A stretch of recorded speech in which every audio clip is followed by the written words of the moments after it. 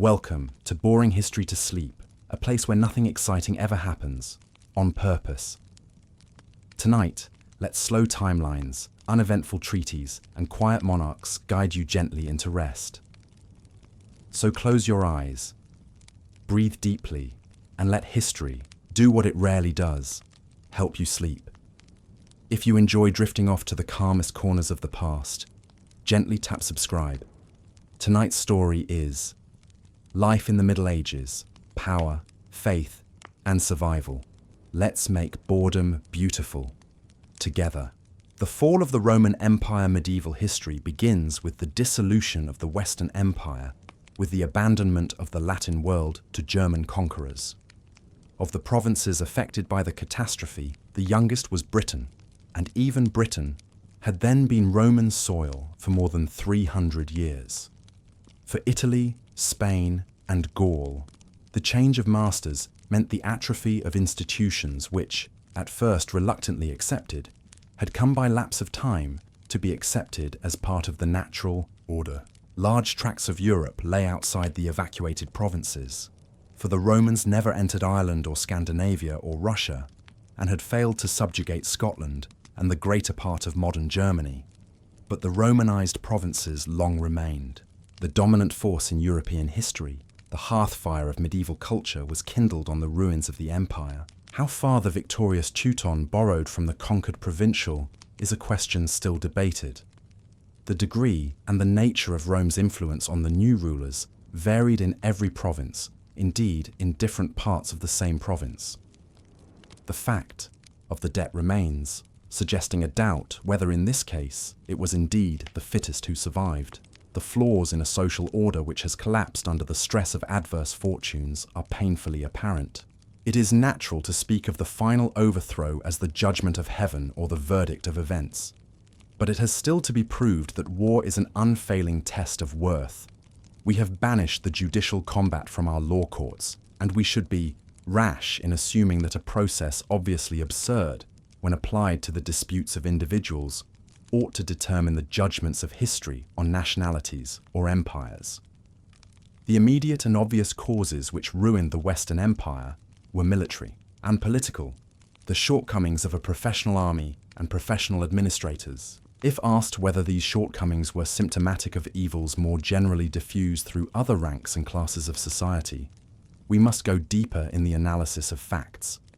No a priori answer would be satisfactory. The beginning and the end of the disaster were successful raids on Italy. Alaric and his Visigoths, 401-410 AD, shattered the prestige and destroyed the efficiency of the government, which ruled in the name of the feeble Honorius. The Ostrogoths under Theodoric destroyed the last simulacrum of an imperial power rooted in Italy, 489-493 AD. After Theodoric had vanquished Odoacer, it was clear that the western provinces would not again acknowledge an emperor acclaimed at Ravenna, although the chance remained that they might be reconquered and reorganized from Constantinople. This chance disappeared when the Lombards crossed the Alps, 568 AD, and descended on the Po Valley. From first to last, Italy was the key to the West. And these successive shocks to imperial power in Italy were all due to one cause. All three of the invading hordes came from the Danube. The Roman bank of the great river was inadequately garrisoned, and a mistaken policy had colonized the Danubian provinces with Teutonic peoples, nonetheless dangerous for being the nominal allies, foederati, of the empire. The Visigothic raids, which were in fact decisive, succeeded because the military defenses of the Western Empire were already strained to breaking point, and because the Roman armies were not only outnumbered, but also paralyzed by the jealousies of rival statesmen, and divided by the mutinies of generals aspiring to the purple.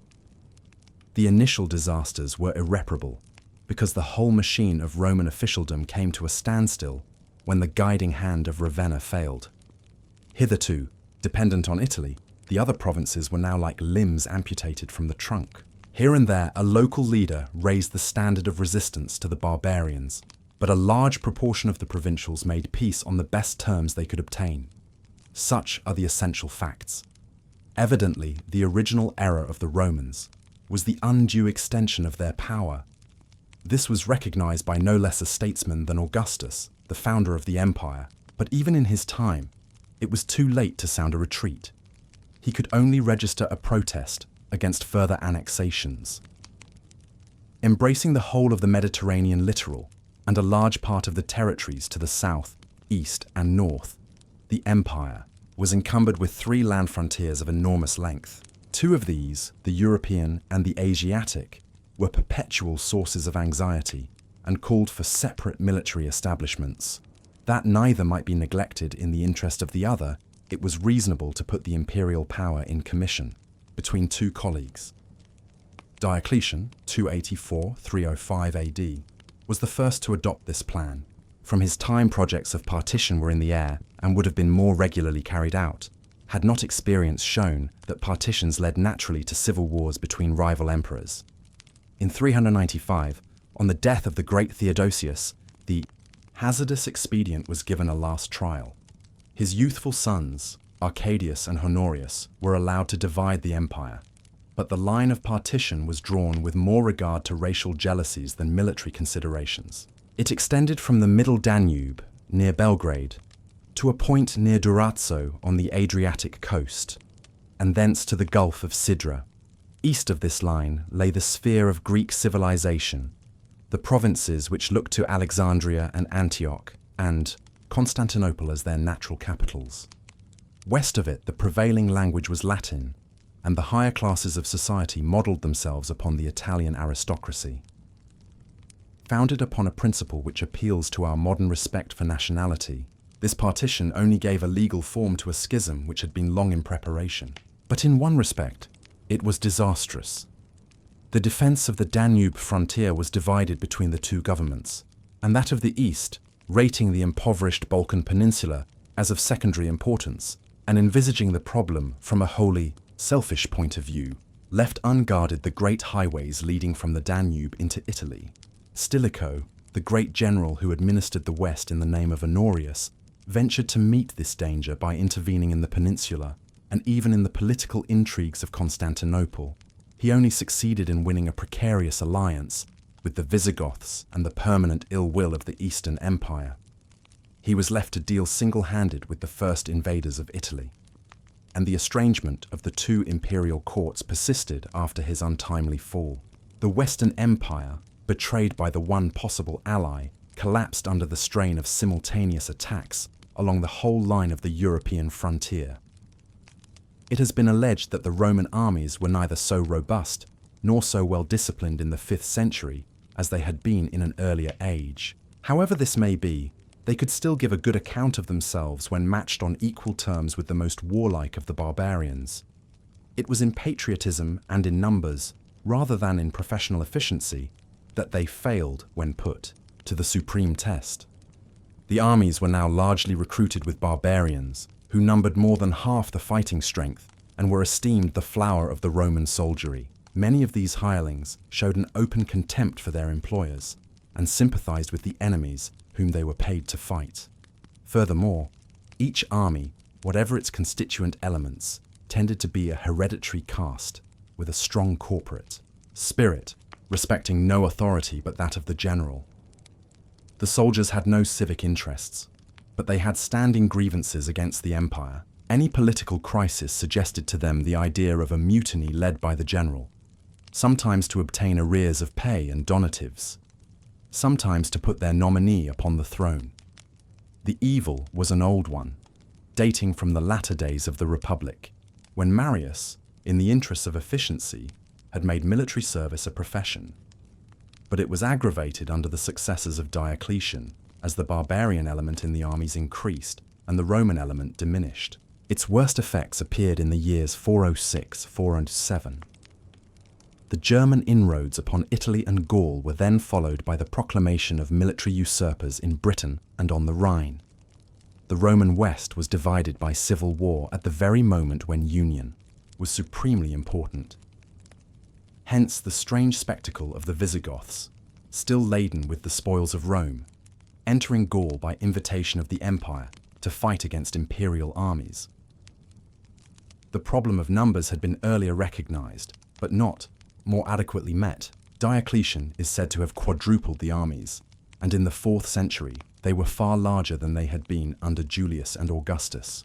Constantine had revised the scheme of frontier defense to secure the greatest possible economy of men. Still, under Honorius, we find that one vital point could only be defended by withdrawing troops from another. The difficulty of increasing the numbers was twofold. First, the army was mercenary, and taxation was already strained to the point of diminishing returns. Secondly, it was difficult to raise recruits among the provincials. The old principle of universal service had been abandoned by Valentinian I, 364–375. And although compulsory levies were still made from certain classes, the government had thought fit to prohibit the enlistment of those who contributed most to taxation. Every citizen was legally liable for the defense of local strongholds, but the use of arms was so unfamiliar, the idea of military service as a national duty was so far forgotten, that Stilicho, when the barbarians were actually in Italy, preferred the desperate measure of enlisting slaves to the obvious resource of a general call to arms.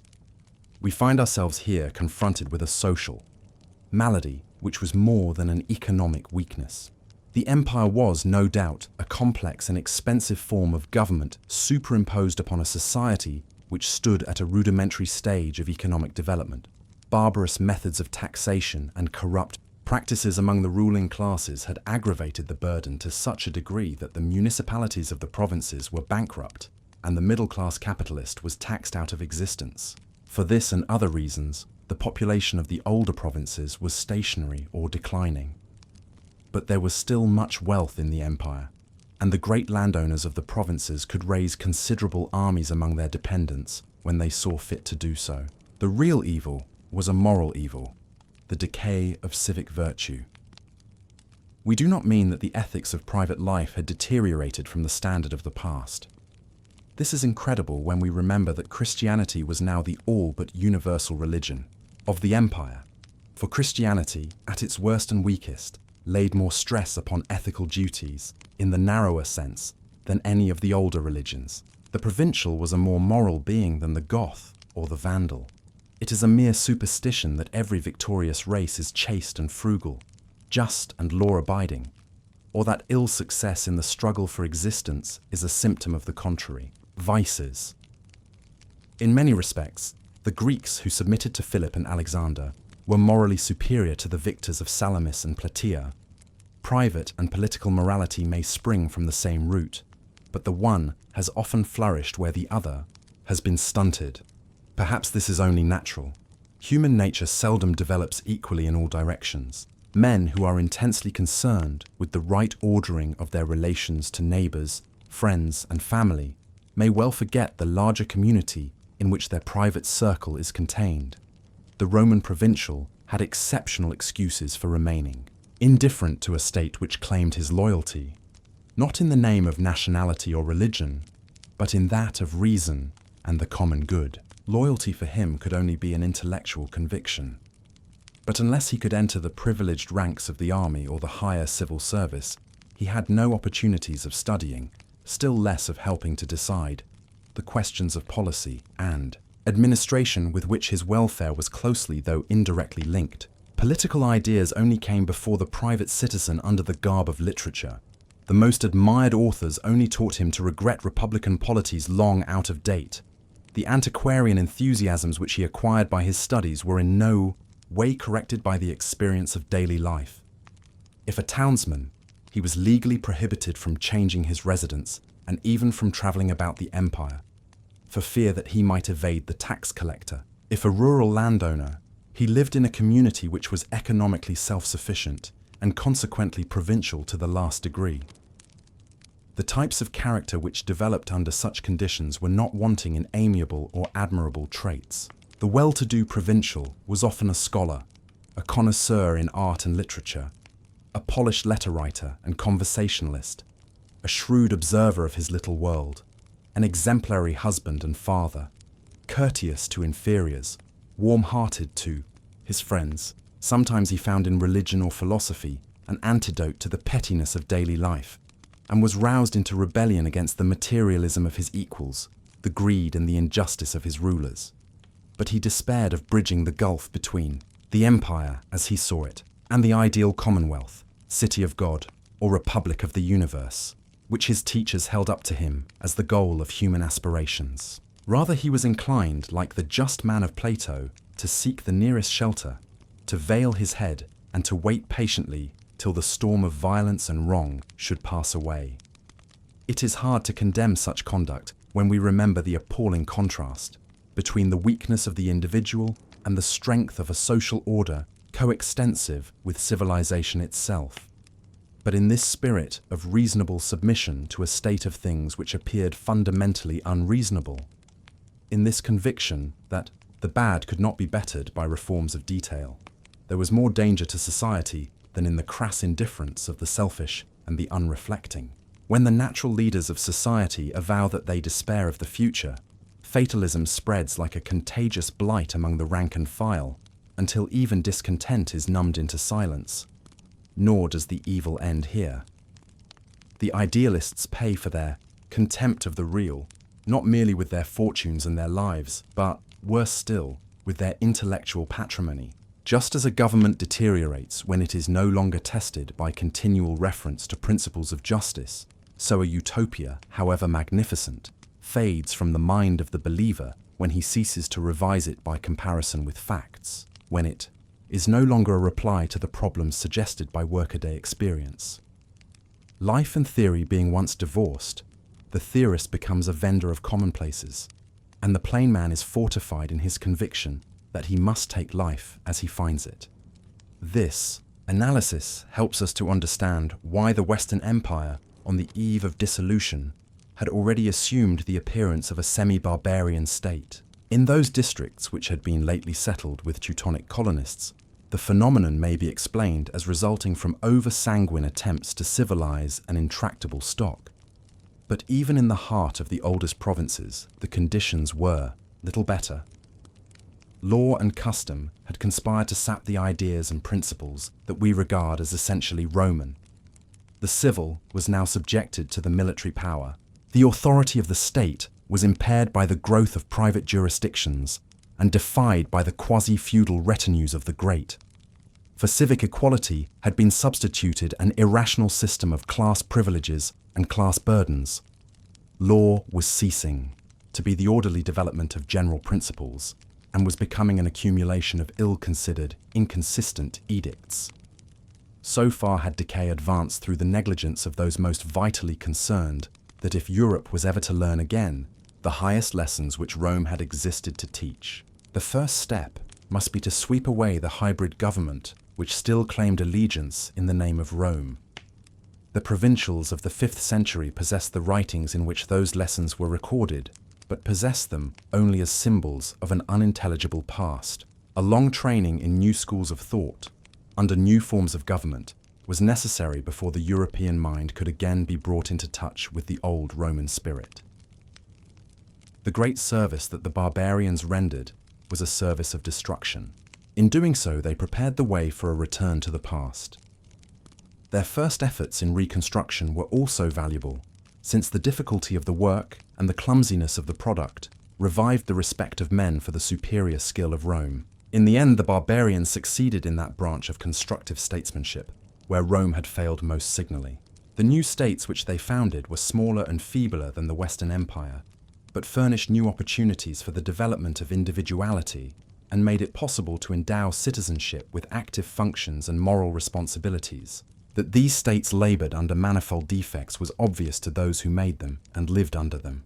The ideal of the worldwide empire, maintaining universal peace and the brotherhood of men, continued to haunt the imagination of the Middle Ages as a lost possibility.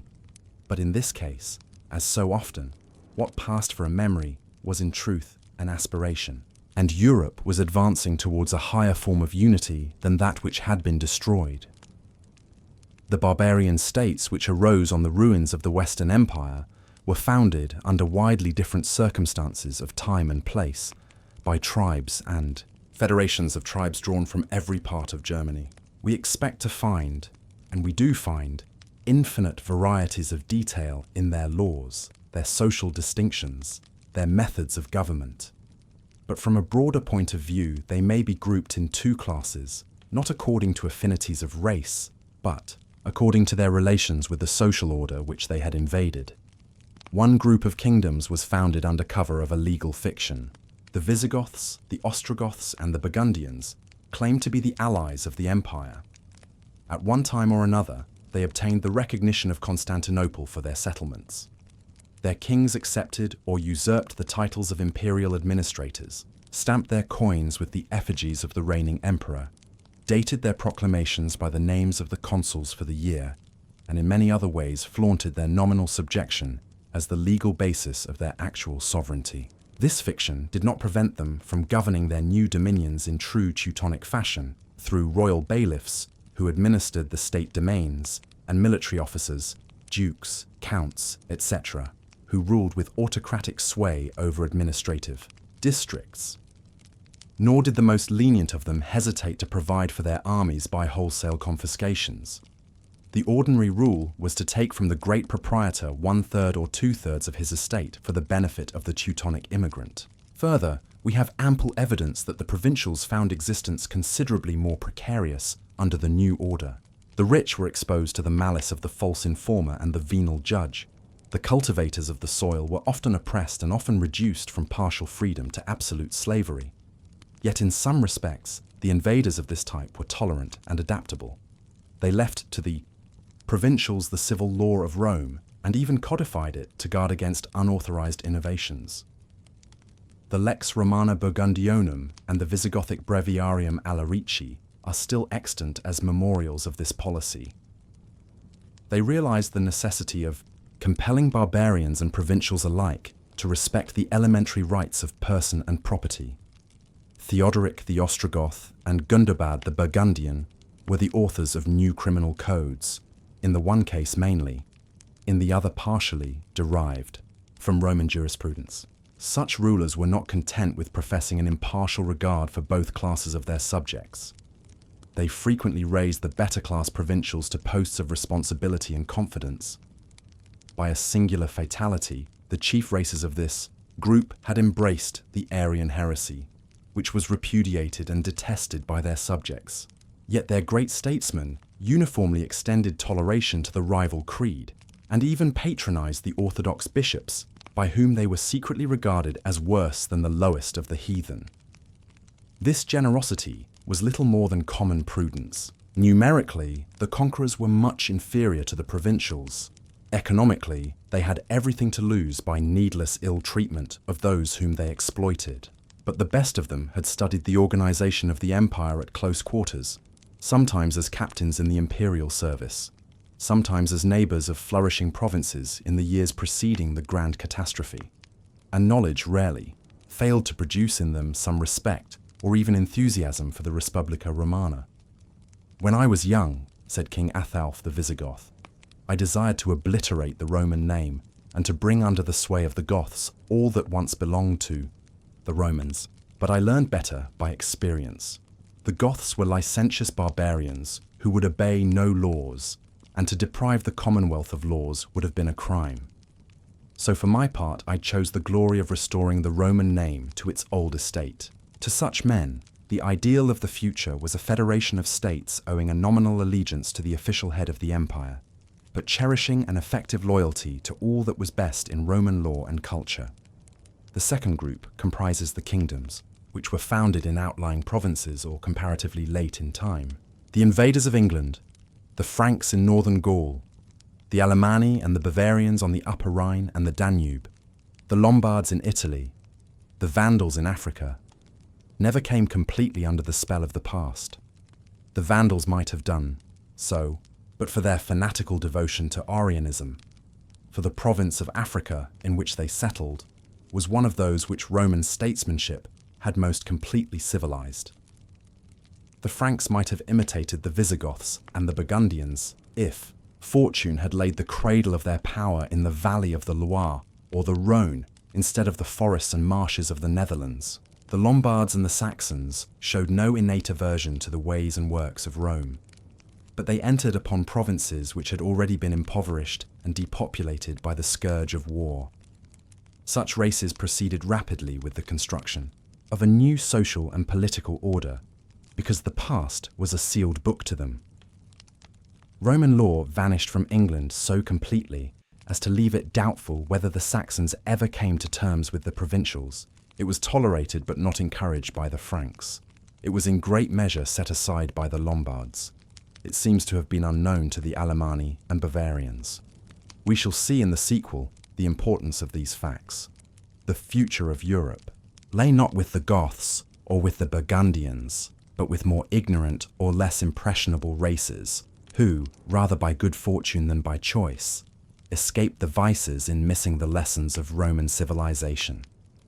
The Franks and the Saxons, as we find, them described by Gregory of Tours and the Venerable Bede, were far from resembling the noble savage imagined by Tacitus and other idealists, but they were trained for future empire in the hard school of a northern climate. All that concerns us in the history of these kingdoms can be briefly stated. Teutonic England hardly enters into European history before the year 800. In the i.e. 5th and 6th centuries, a multitude of small colonies had been founded on the soil of Roman Britain by the three tribes of the Angles, Saxons, and Jutes, who migrated thither from Jutland and Schleswig-Holstein. A few considerable kingdoms had emerged from this chaos by the time when the English received from Rome their first Christian teacher, St. Augustine, Kent, Sussex, and Wessex in the south, Mercia and East Anglia in the Midlands, Northumbria between the Humber and the Forth. The efforts of every ruler were devoted to the establishment of his personal ascendancy over the whole group.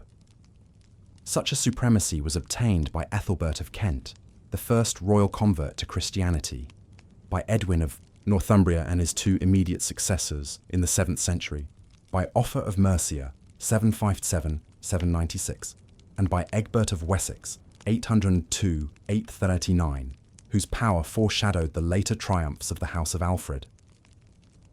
2. Southern Gaul was divided in the 5th century between the Visigoths and the Burgundians.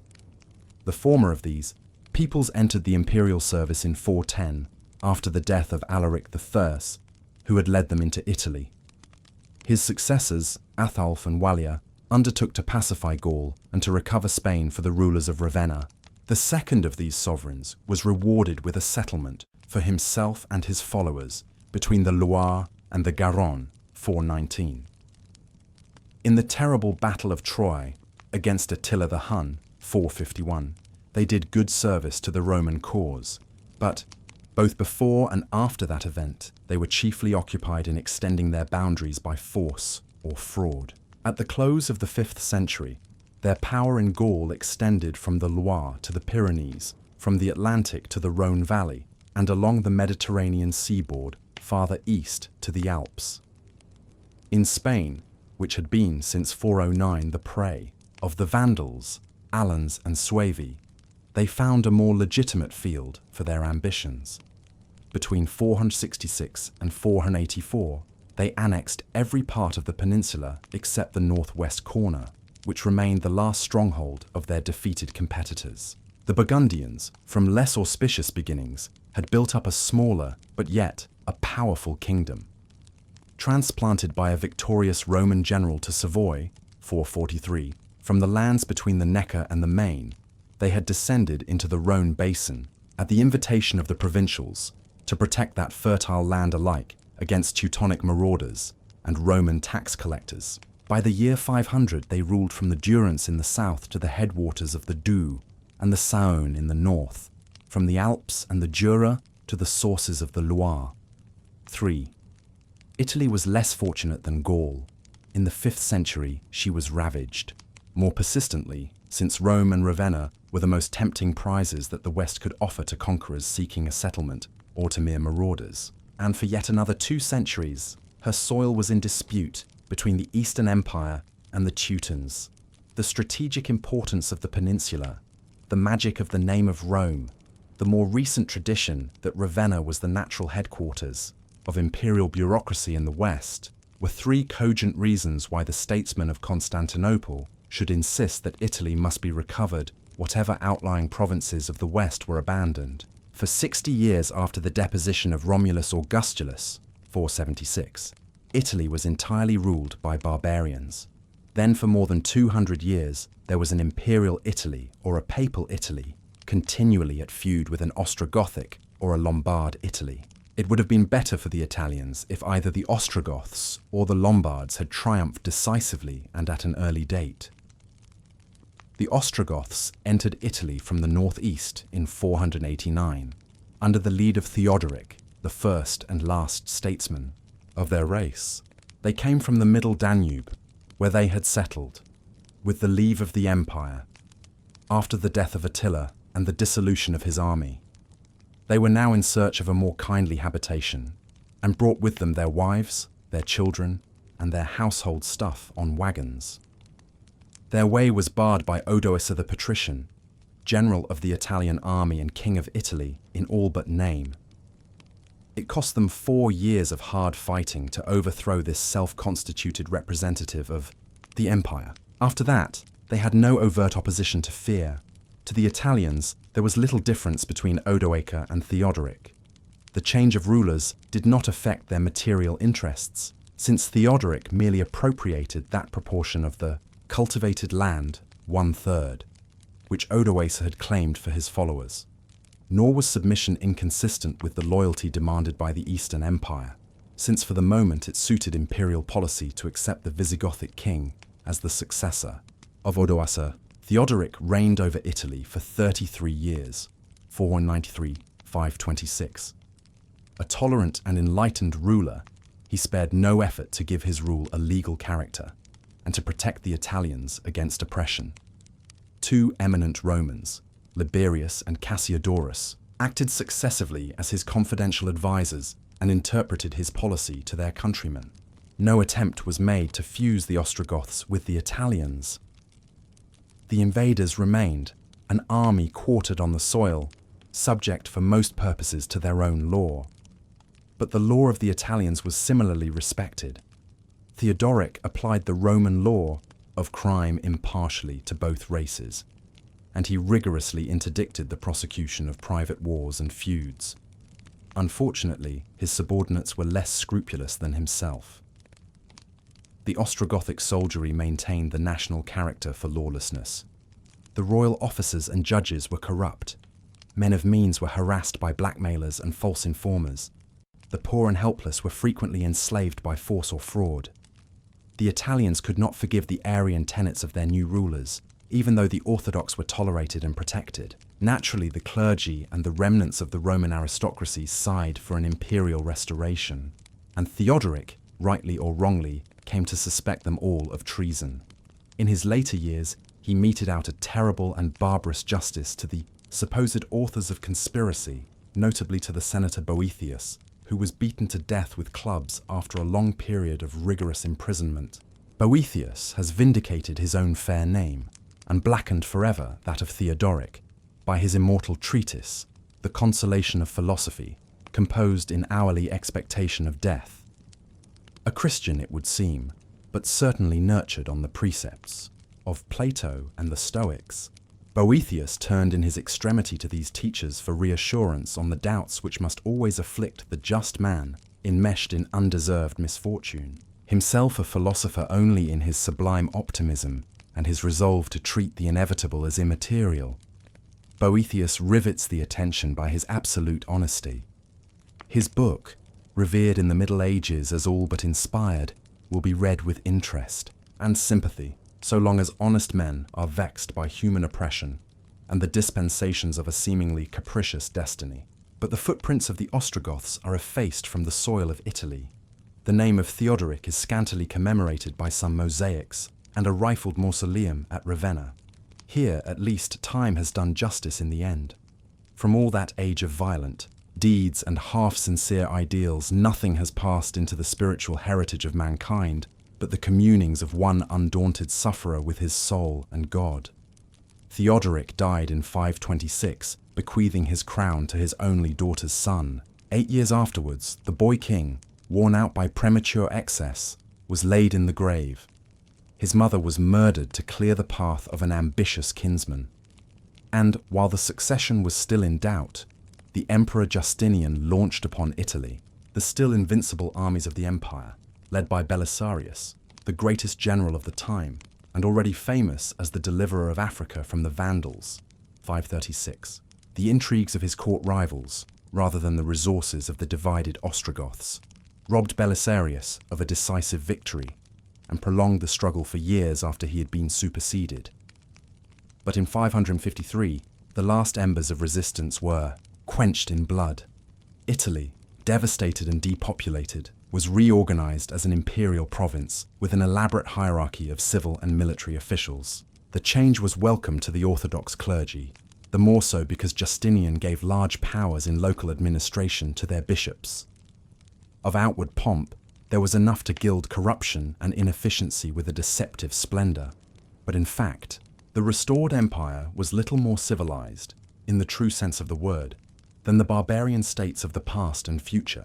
Upon the Italians, the emperor conferred the boon of his famous Corpus Juris, a compendium of that legal wisdom which constitutes the best title of Rome to the world's gratitude.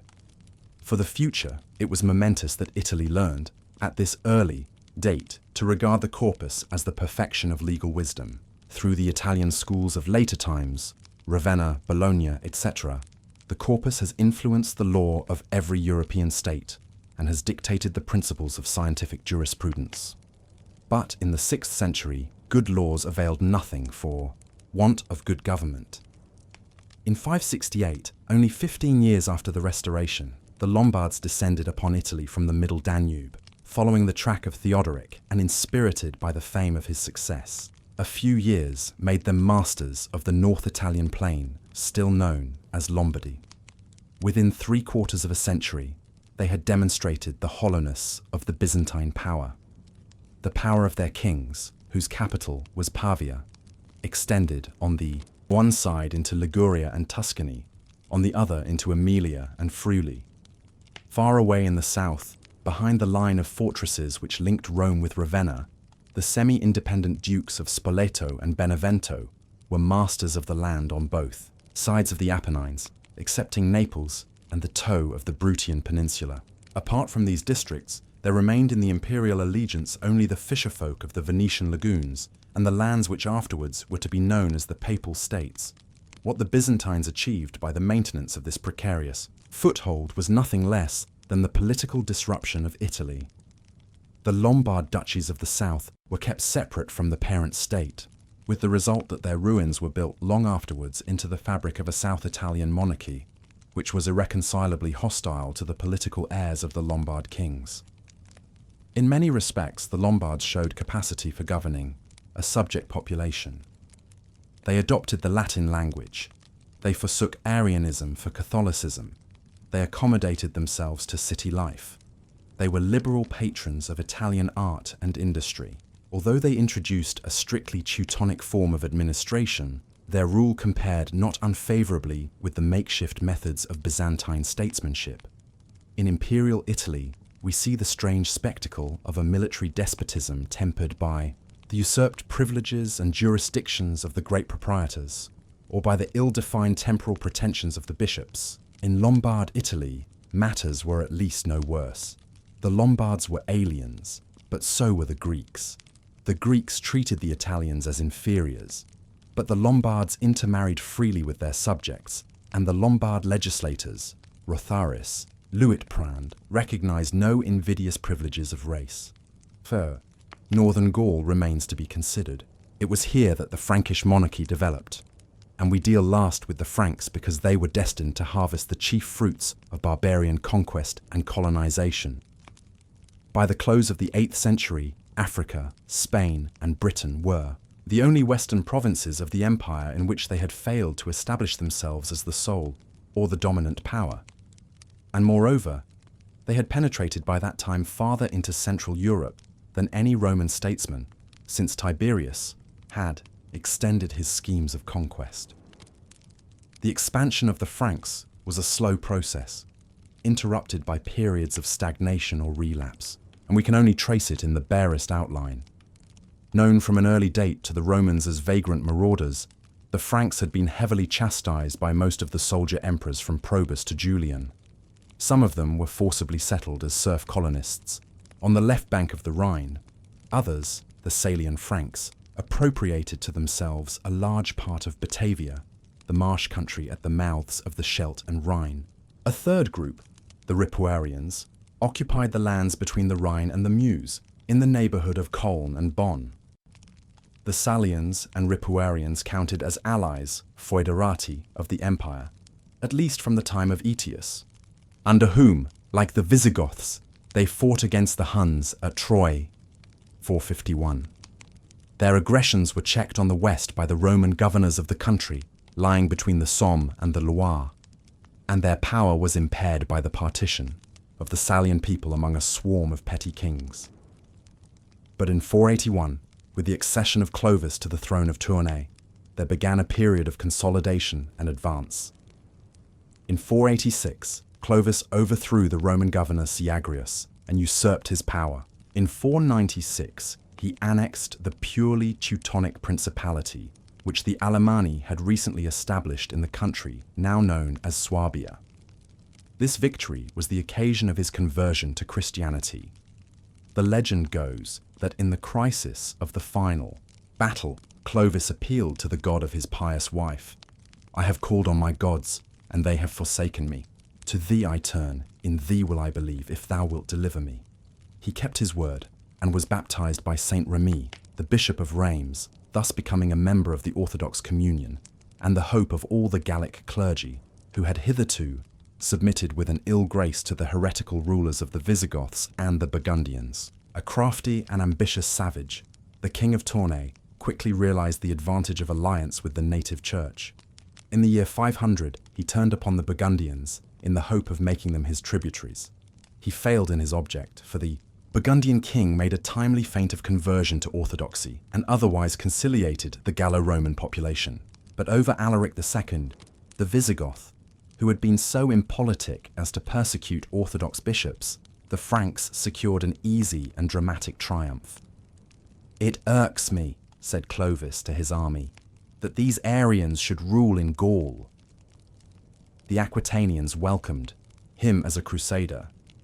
Alaric, after a single defeat, took refuge in his Spanish dominions, where he was left to rule in peace. At one stroke, the power of the Franks had advanced from the Loire to the Pyrenees, 507. The latter days of Clovis were prosperously occupied in exterminating rival Frankish dynasties and the more dangerous of his own kindred. He died, after a reign of 30 years, in the odour of sanctity. God increased his kingdom every day, because he walked with an upright heart and did what was pleasing in the eyes of God. He was buried in the Gallo-Roman part of his dominions, at Paris, which he had chosen as his capital. The province of Syagrius, later known as Neustria or Western Francia, was the natural centre of the Frankish state. Nor was Clovis indifferent to the traditions and the luxury of an older civilization. In Aquitaine he posed as the representative of the empire, and he rode through the streets of Tours in the purple robe of a consul, which he had received from the Emperor Anastasius. The hope at Constantinople was that he would treat Theodoric the Ostrogoth as he had already treated Alaric. This was the first of many occasions on which the network of imperial diplomacy was woven round a Frankish king. Church and empire conspired to inflame the ambitions and enlarge the schemes of Merovingian and Carolingian conquerors. But the Franks, more faithfully than any of their rivals, held to the barbarian usage of dividing a kingdom, in the manner of a family estate, equally between the sons of a dead sovereign. Logically pursued, this custom of inheritance would have led to utter disintegration, such as Germany exhibited in the 14th century. Among the Franks, a partition was followed, as a matter of course, by fratricidal conflicts and consequent reunion of the kingdom in the hands of the ultimate survivor. But even so, the energies of the nation were squandered upon civil wars. The descendants of Clovis did little to augment the realm that he bequeathed to them. This little was done in the 50 years following his death. The Burgundians, Bavarians, and Thuringians were subdued. Provence was bought from the Ostrogoths at the price of armed support against Justinian. The Saxons were compelled to promise tribute. From 561 to 688, the power and the morale of the Franks steadily declined. Dagobert I, 628–638, the most renowned of the Merovingians after Clovis, could only chastise rebels and strengthen the defences of the eastern frontier. He released the Saxons from tribute. He was unable to prevent an adventurer of his own race, the merchant Samo, from organising the Slavs of Bohemia and the neighbouring lands in a powerful and aggressive federation. Already in his time, the East, Franks, Austrasians, refused to be governed from Neustria and insisted that the son of Dagobert should be their king. After Dagobert, the three kingdoms of Neustria, Austrasia, and Burgundy asserted their right to separate administrations, even when subject to one king. In each of these divisions, the effective ruler was the mayor of the palace, a viceroy who kept his sovereign in perpetual tutelage. The later Merovingians were feeble puppets, produced before their subjects on occasions of state, but at other times relegated to honourable seclusion on one of their estates.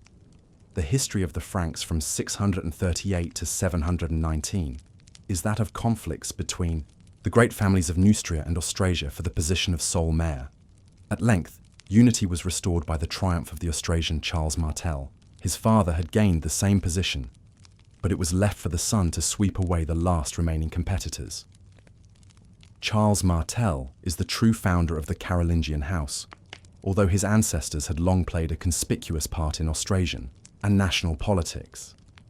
He was not the inventor of feudalism, but was the first to see the possibility of basing royal power on the support of vassals pledged to support their lord in every quarrel, with life and limb and earthly substance. To provide his vassals with fiefs, he stripped the churches of many rich estates, but he atoned for the sacrilege upon the memorable field of Poitiers.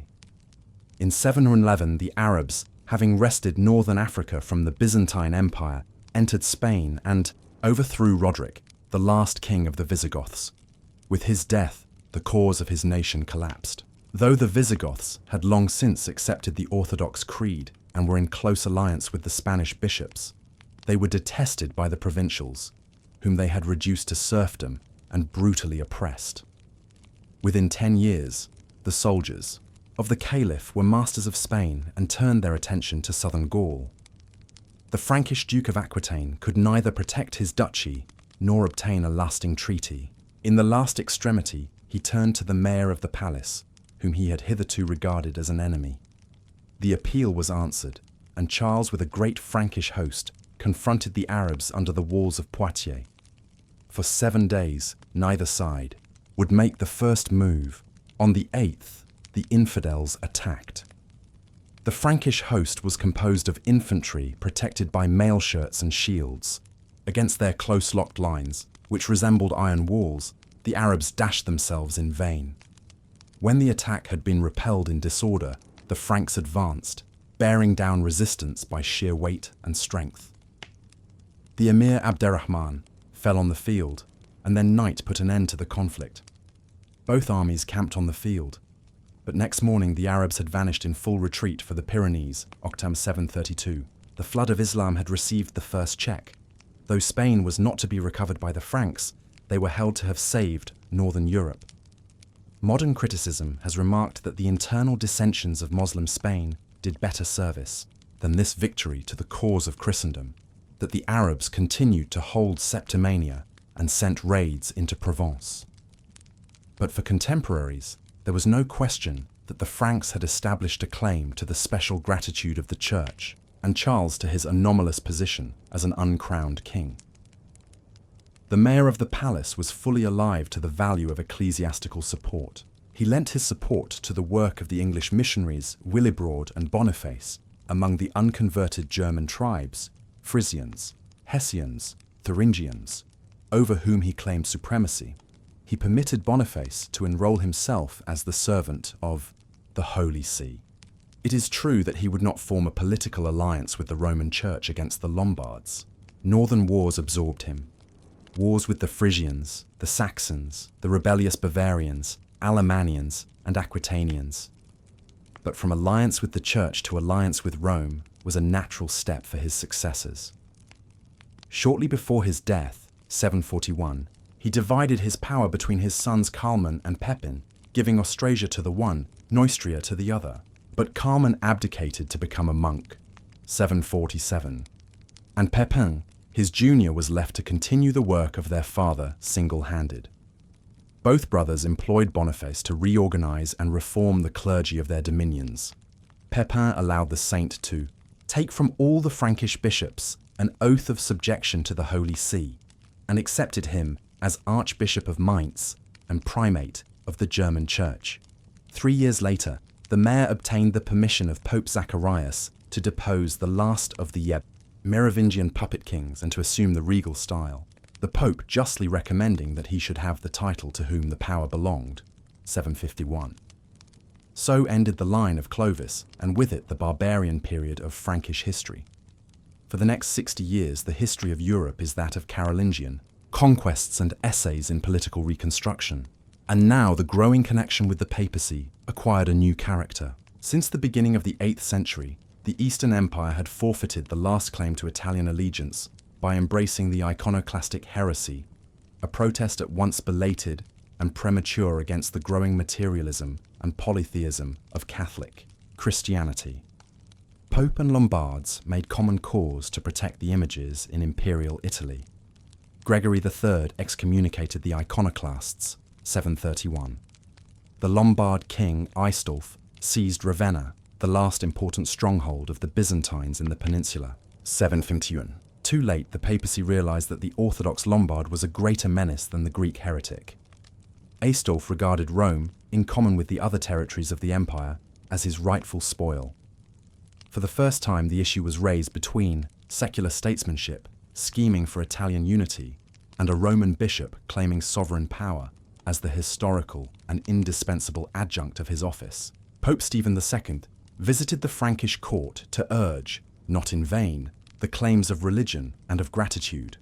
By 2 raids across the Alps, Pepin forced the Lombard to withdraw the claim on Rome, and furthermore to restore what had been conquered from the empire.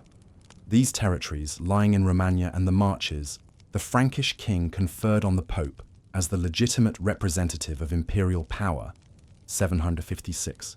Pepin's donation, made in defiance of Byzantine protests, greatly extended the temporal power which the predecessors of Stephen had long exercised in Rome and the neighborhood.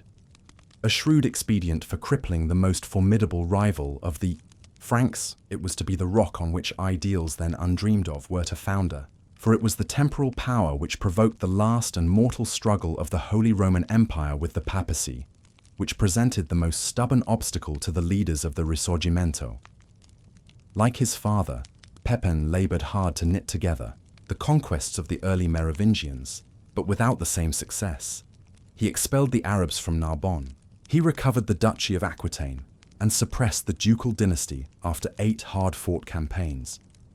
But neither from the Saxons nor from the Bavarians could he win effective recognition of his suzerainty. What he had achieved in Aquitaine was seriously endangered when, on his deathbed, he followed the tradition of dividing his realm between his sons Carloman and Charles, 768. Fortunately, Charles, though harassed by the intrigues of his incompetent senior, weathered the storm of a new Aquitanian rising. He saw Carloman sink unlamented into an early grave, 771, and easily obtained recognition as sole king. Then indeed, he stood in a position singularly favourable for prosecuting a policy which should embrace and transcend the ambitions of his ancestors. Heir to a power extending from the Atlantic to the Bohemian border in the one direction, in the other from the North Sea and the Channel to the Alps and Pyrenees, the hereditary patron of the Roman Church, ruler of a hierarchy which had definitely accepted the ideal of a Christian republic and desired to see Christian unity enforced by the sword of the secular power. Lord of a military caste of vassals filled with the pride and lust of conquest. He had at his disposal the resources and supporters sufficient to make him what Theodoric had idly dreamed of becoming, the supreme lord of the Teutonic peoples, the lieutenant of the empire in all the western provinces. It was no ordinary man to whom this opportunity fell. Imperfectly, educated, even for his age, but of ready wit and unbounded curiosity. a general whose iron will and superhuman energy seldom failed in leading his soldiers through difficulties and reverses to ultimate victory. A dreamer whose imagination kindled whenever he came into contact with the great ideas, Christian or pagan, of an older world. A practical statesman whose innate love of order and respect for justice were coupled with a gift for organization and the power of extracting their best work from his subordinates. It is not for any want of natural qualifications that his claim to rank with the great world heroes can be challenged. The shortcomings of his work are merely those of the race and the age to which he belonged. The highest statesmanship is only possible when the statesman has at his disposal the accumulated experience and the specialized capacity of a civilization which is old and at the same time vigorous. The policy of Charles, in his period of sole rule, 771-814, is Janus-headed. It looks forward and looks back. A true Austrasian, he is faithful to the old Frankish ideal of military conquest, but he gives it a new meaning, and besides fulfilling the projects of his predecessors, goes beyond the horizon of their most ambitious enterprises. In his friendship for the Pope, in his care for ecclesiastical reform, he is his father's son. But the relations of the son with the Church have a new purpose and involve more than one breach with the past. His administration is largely guided by the traditional standard of royal duty. He is a notable steward of his domain. He is the reliever of the poor, the refuge of the defenseless, the champion of justice. But he is also a far-sighted reformer, adapting old administrative methods to the requirements of a new political fabric. In fact, to epitomize all these antitheses in one, he is the heir of an old barbarian monarchy and also the founder of a new empire. The story of his conquests reads like the epitome of a lost romance. So varied are the incidents, so jejune the details afforded by contemporary sources. 1. In 773, he crossed the Alps at the prayer of Pope Hadrian because the Lombard king Didier had seized some cities comprised in Pepin's donation and was even threatening Rome. Pavia was starved into surrender, Didier relegated to a monastery. Charles annexed the whole of Lombard territory, except Spoleto, which submitted to the Pope, and Benevento. He assumed the title of King of the Lombards, but beyond garrisoning a few towns and appointing a few Frankish counts, made no attempt to displace Lombard officials or alter the Lombard modes of government. He visited Hadrian at Rome, renewed the donation of Pepin, and concluded a pact of eternal friendship with the papacy. Then followed the period of the Saxon Wars, as much a crusade against German heathenism as the vindication of old and dubious claims to suzerainty. The first campaign against the Saxons had taken place in 772. Their final submission was not made till 785. The Saxons were still in that stage of political development which Tacitus describes in his Germania, ruled by petty chiefs who set up a war leader when there was need for common action, otherwise united only by racial sentiment and the cult of a tribal deity. But they were a warlike race, and found in this crisis a leader of genius, the famous Widukind. At last, he set his followers the example of embracing Christianity. Charles acted as sponsor at his baptism, and Widukind became a loyal subject of his spiritual father. In a few years, the whole of Saxony was dotted with mission churches. In a few generations, the Saxons were conspicuous for their loyalty to the faith, and the Saxon bishops counted among the wealthiest and most influential of ecclesiastical princes. It was through Saxon rulers, descended from Widukind, that the imperial policy of Charles was revived in the 10th century, and the imperial diadem appropriated by the German nation. Yet the Saxons sturdily adhered to their national laws and language. Their obstinate refusal to be ruled by other races was a stumbling block to the most masterful sovereigns that medieval Germany produced. During the years 786-787, Charles was threatened with a conspiracy against his power in Italy. Tassilo, the vassal Duke of Bavaria, aspired to independence and was induced by his wife, a daughter of King Didier, to make common cause with her nation. Aregis, the Lombard ruler of Benevento, had emphasized his independence by assuming the style and crown of a king. The two princes made common cause, but were detected before their plans had matured, and successively terrified into submission by the appearance of overwhelming armies on their borders. The Lombard Duchy was no permanent acquisition for the Franks, but that of Bavaria was suppressed in consequence of a second plot, 788. The addition of this large and wealthy province made the eastern half of the Frankish kingdom practically coextensive with medieval Germany, and almost equal in importance to the Romanized provinces of Gaul. As a natural precaution for the defense of Bavaria, Charles then turned against the Avars, a race akin to the Huns, who had settled on the Middle Danube after the departure of the Lombards for Italy. The Avars invaded Bavaria and Friuli as allies of Tassilo, 788. They were punished by 3 campaigns of extirpation, 791-796, which broke their power and spared only a miserable remnant of their people. Their land was annexed but not settled, for Germany offered a more tempting field to the Frankish pioneers. Indeed, some of the surviving Avars were planted in the Ostmark, Austria, which Charles established as an outpost of Bavaria to keep watch upon the Slavs. 5th. To Spain, the emperor first turned his attention in 777, when he was invited by the discontented emirs on the north of the Ebro to free them from the Caliph of Cordova. The next year saw his abortive march through the pass of Roncesvalles to the walls of Saragossa, an expedition immortalized in the Chanson de Roland, the earliest and most famous epic of the Charlemagne cycle, but fabulous from first to last, except in recording the fact that there was a certain Roland, warden of the Breton Mark, who fell in the course of the Frankish retreat. More substantial work was done in Spain during the last years of the reign. Navarre declared for the Franks, and Christianity, the eldest son of Charles, captured Tortosa at the mouth of the Ebro, 811, and founded the Spanish Mark. This lengthy catalogue only accounts for the more important of the wars in which Charles and his lieutenants were engaged.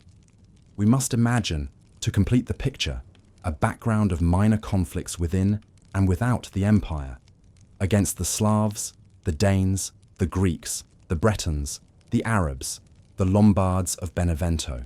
These crowded years of war leave the Frankish Empire established as the one great power west of the Elbe and Adriatic. It did not include the Scandinavian lands or British Isles. The Franks were never masters of the northern seas. It had failed to expel the Arabs and Byzantines from the western Mediterranean. Spain, Sicily, even parts of Italy remain unconquered.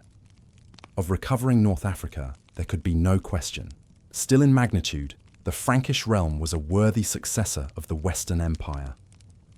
On Christmas Day 800, Charles was crowned Emperor of the Romans by Pope Leo III in St. Peter's Basilica at Rome, and his subjects vainly imagined that, by this dramatic ceremony, the clock of history had been put back 400 years. Though the age of the barbarians had been ended by the greatest of them, the era which he inaugurated was an era not of revival, but of new development, the empire and the new monarchies, 800-1000 AD. The imperial policy of Charles the Great constitutes a preface to the history of the later Middle Ages. He holds the balance between nascent forces, which are to distract the future by their conflicts. He pays impartial homage to ideas which statesmen less imperious or more critical will afterwards regard as irreconcilable. He is at one and the same time an autocrat, the head of a ruling aristocracy, and a popular ruler who solicits the cooperation of primary assemblies. From the highest to the lowest, his subjects must acknowledge their unconditional and immediate allegiance to his person.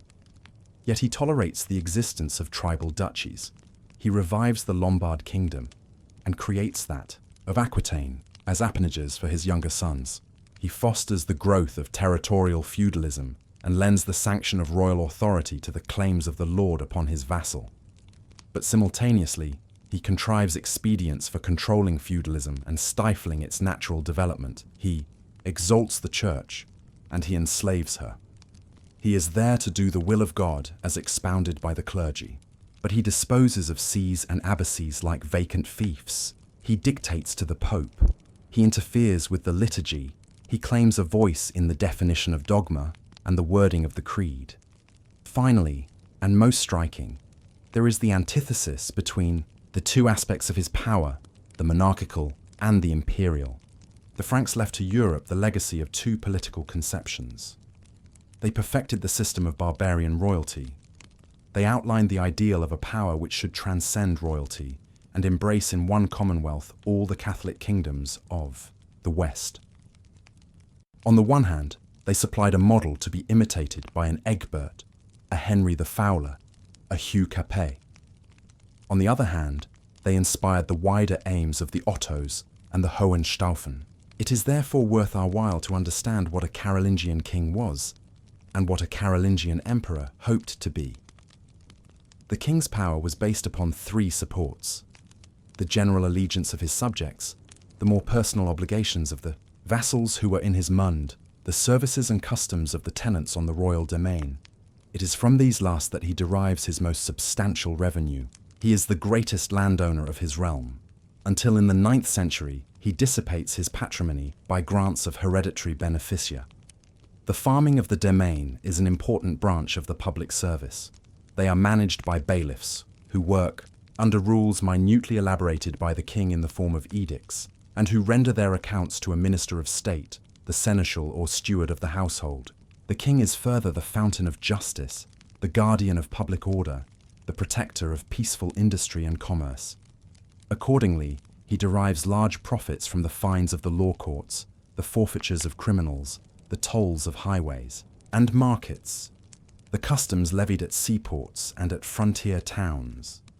In the exercise and exploitation of his prerogatives, he is assisted by functionaries of whom most are household officers: the chamberlain, who keeps the royal hoard; the constable, comes stabuli, who marshals the host; the seneschal, or high steward, who controls the domains; the protonotary, by whose staff the royal letters and all documents of state are written out; the arch-chaplain, to whom ecclesiastical suitors bring their petitions and complaints. Finally, there are the counts of the palace, appointed from the chief races of the realm, who exercise the king's appellate jurisdiction in secular cases. But the king is bound by custom to govern with the counsel and consent of his great men, a Germanic tradition which no aftergrowth of respect for Romans, absolutism can destroy. A select body of influential nobles deliberates with the king on all questions of national importance. Their decisions are submitted for approval to a more general assembly, Mayfield, held annually in the spring or summer. By this assembly, the military expedition of the year is discussed and sanctioned. Here also are promulgated royal edicts, capitula. The ordinary freeman, upon whom falls the ultimate burden of military service, has no voice in the debates of the Mayfield, but ordinances affecting the old customary laws of the several races which make up the kingdom, Salians, Ripuarians, Saxons, etc., do not take effect till they have been accepted by popular assemblies in the provinces which they concern, and such revisions are infrequent. The royal prerogative in legislation is limited by a popular prejudice which regards the customary law as sacred and immutable. The capitularies are chiefly administrative ordinances, the law of the land, which is the same everywhere and for all persons, is an ideal to be realized in England alone of medieval states. Elsewhere, the king's law is a supplement, a postscript. The privilege of the free man is to live under the law of his province, his lord's fief, or his free city. In local administration, the king relies outside the tribal duchies on counts whose districts are subdivisions of the old national provinces. The count, often a hereditary official, is a royal deputy for all purposes, military and civil. He collects the royal dues, leads the free men to the host, maintains the peace and administers justice. His tribunal is the old Germanic 100 court, in which the free suitors ought to be the judges, but the suitors for this purpose are represented by a few doomsmen, scabini, chosen for their respectability and knowledge of the law. They are an ineffectual check upon the count, and it is a standing difficulty to find ways and means of compelling these local viceroys to act with common honesty. For this purpose, the king annually appoints itinerant inspectors, missi dominici, in 2s and 3s. They are dispatched on circuit, to acquaint the count with royal instructions, to promulgate new legislation, and above all, to receive and adjudicate upon the complaints of all who are oppressed. A comparatively late expedient, and the first part of the Carolingian system to disappear, these tours of inspection were the one safeguard against local misgovernment and the feudalizing of official power. When they ceased, the Carolingian county too often became a hereditary fief exploited for the lord's sole benefit. The empire was not intended to supersede this system of royal government. Kings, no less than emperors, were regarded as holding a definite rank and office in the Christian Commonwealth. No traditions of imperial bureaucracy, except in a debased and orientalized form, were accessible to Charles the Great. In Gaul and Italy, he had subjects who lived under a corrupt and mutilated Roman law, but he was unacquainted with the scientific principles of the great jurists, whose writings were the highest achievements of the Roman genius.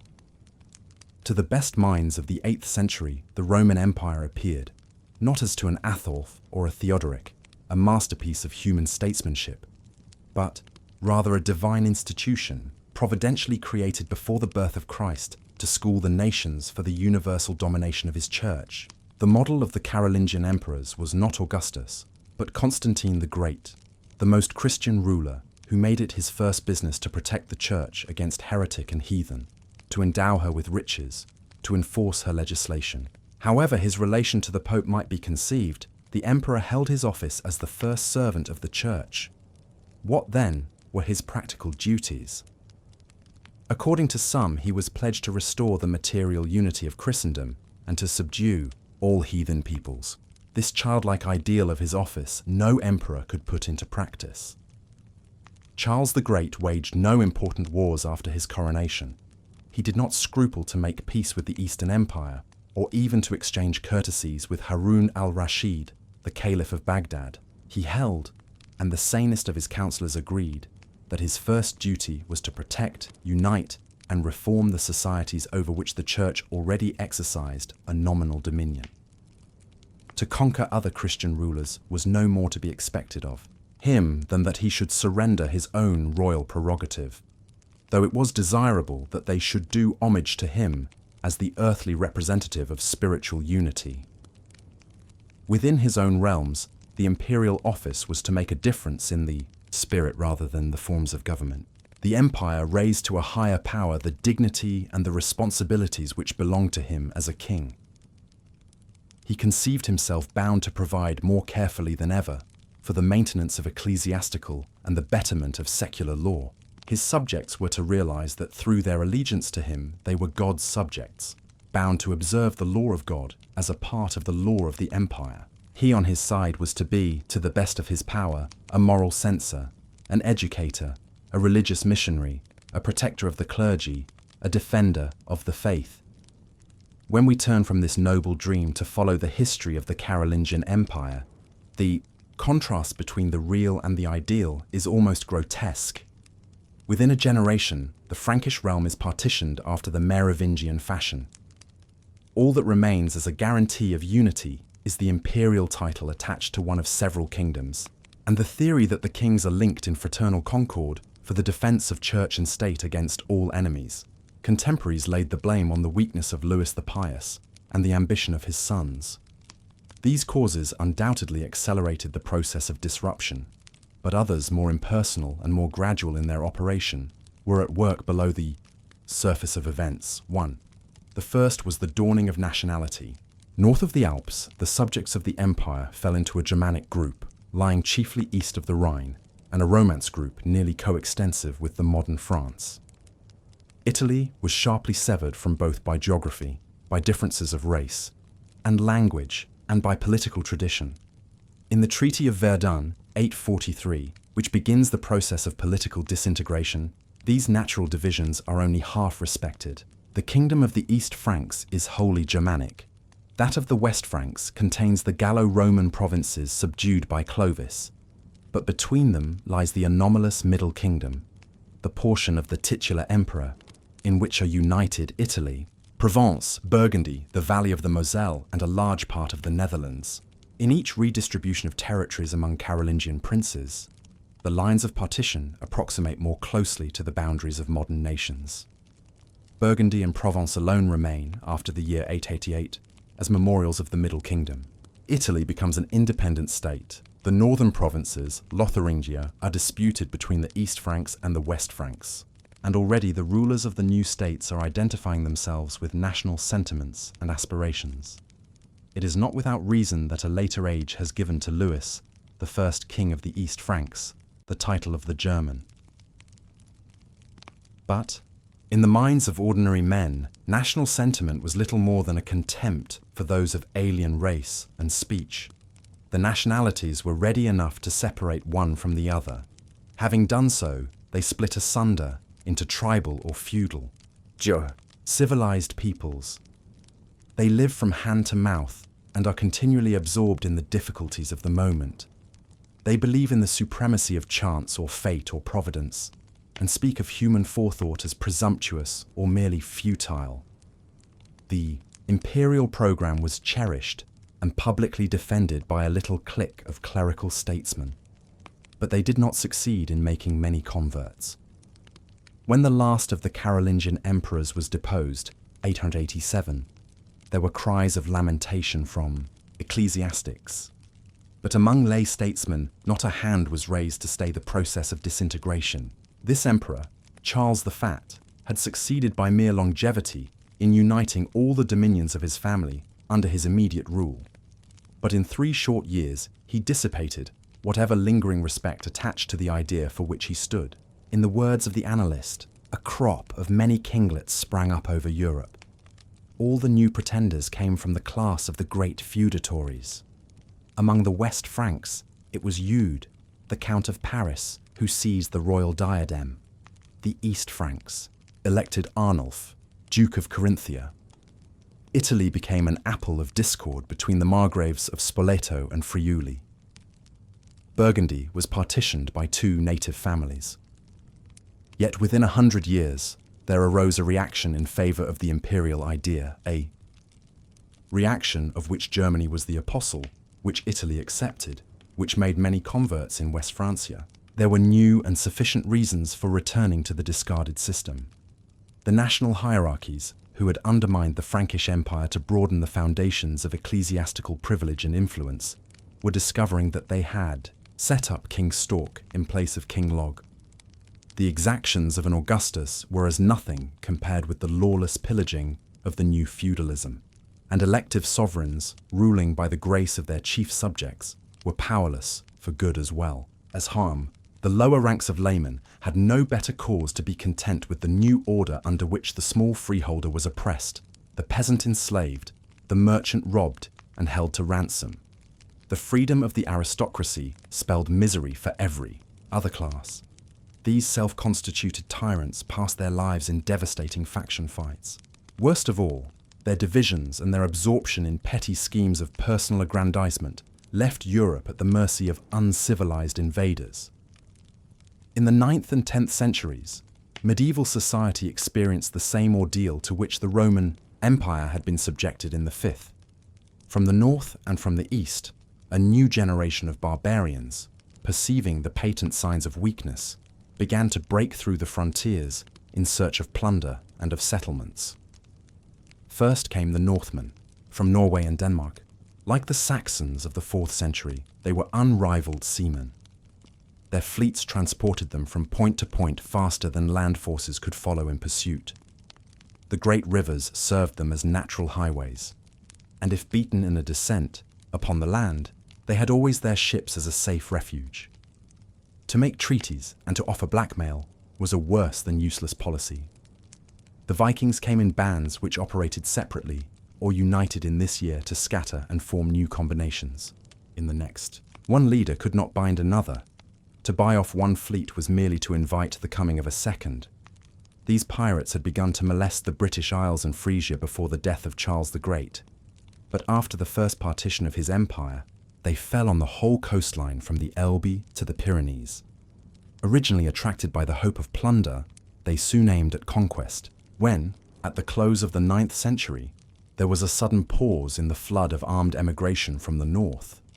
The Danelaw in England and Normandy on the opposite side of the Channel remained as alien colonies which the native rulers were obliged to recognize. It was in Gaul that the ravages of the Normans were most severely felt, though for a few years they were the scourge of Frisia and the adjacent provinces.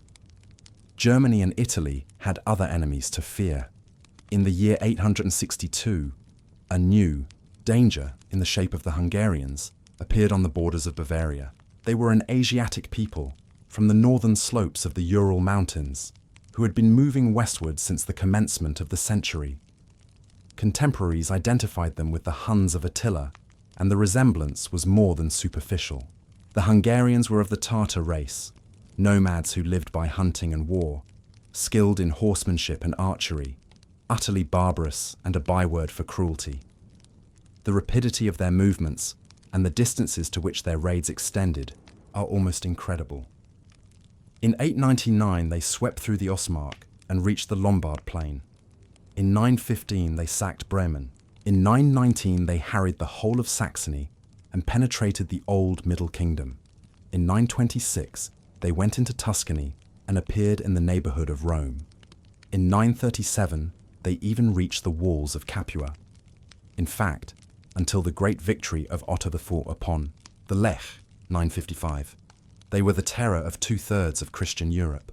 Italy, the most disunited of the new kingdoms, was further vexed by the Saracen pirates who roamed the western Mediterranean. The only sea power capable of dealing with them was that of the Byzantine Empire.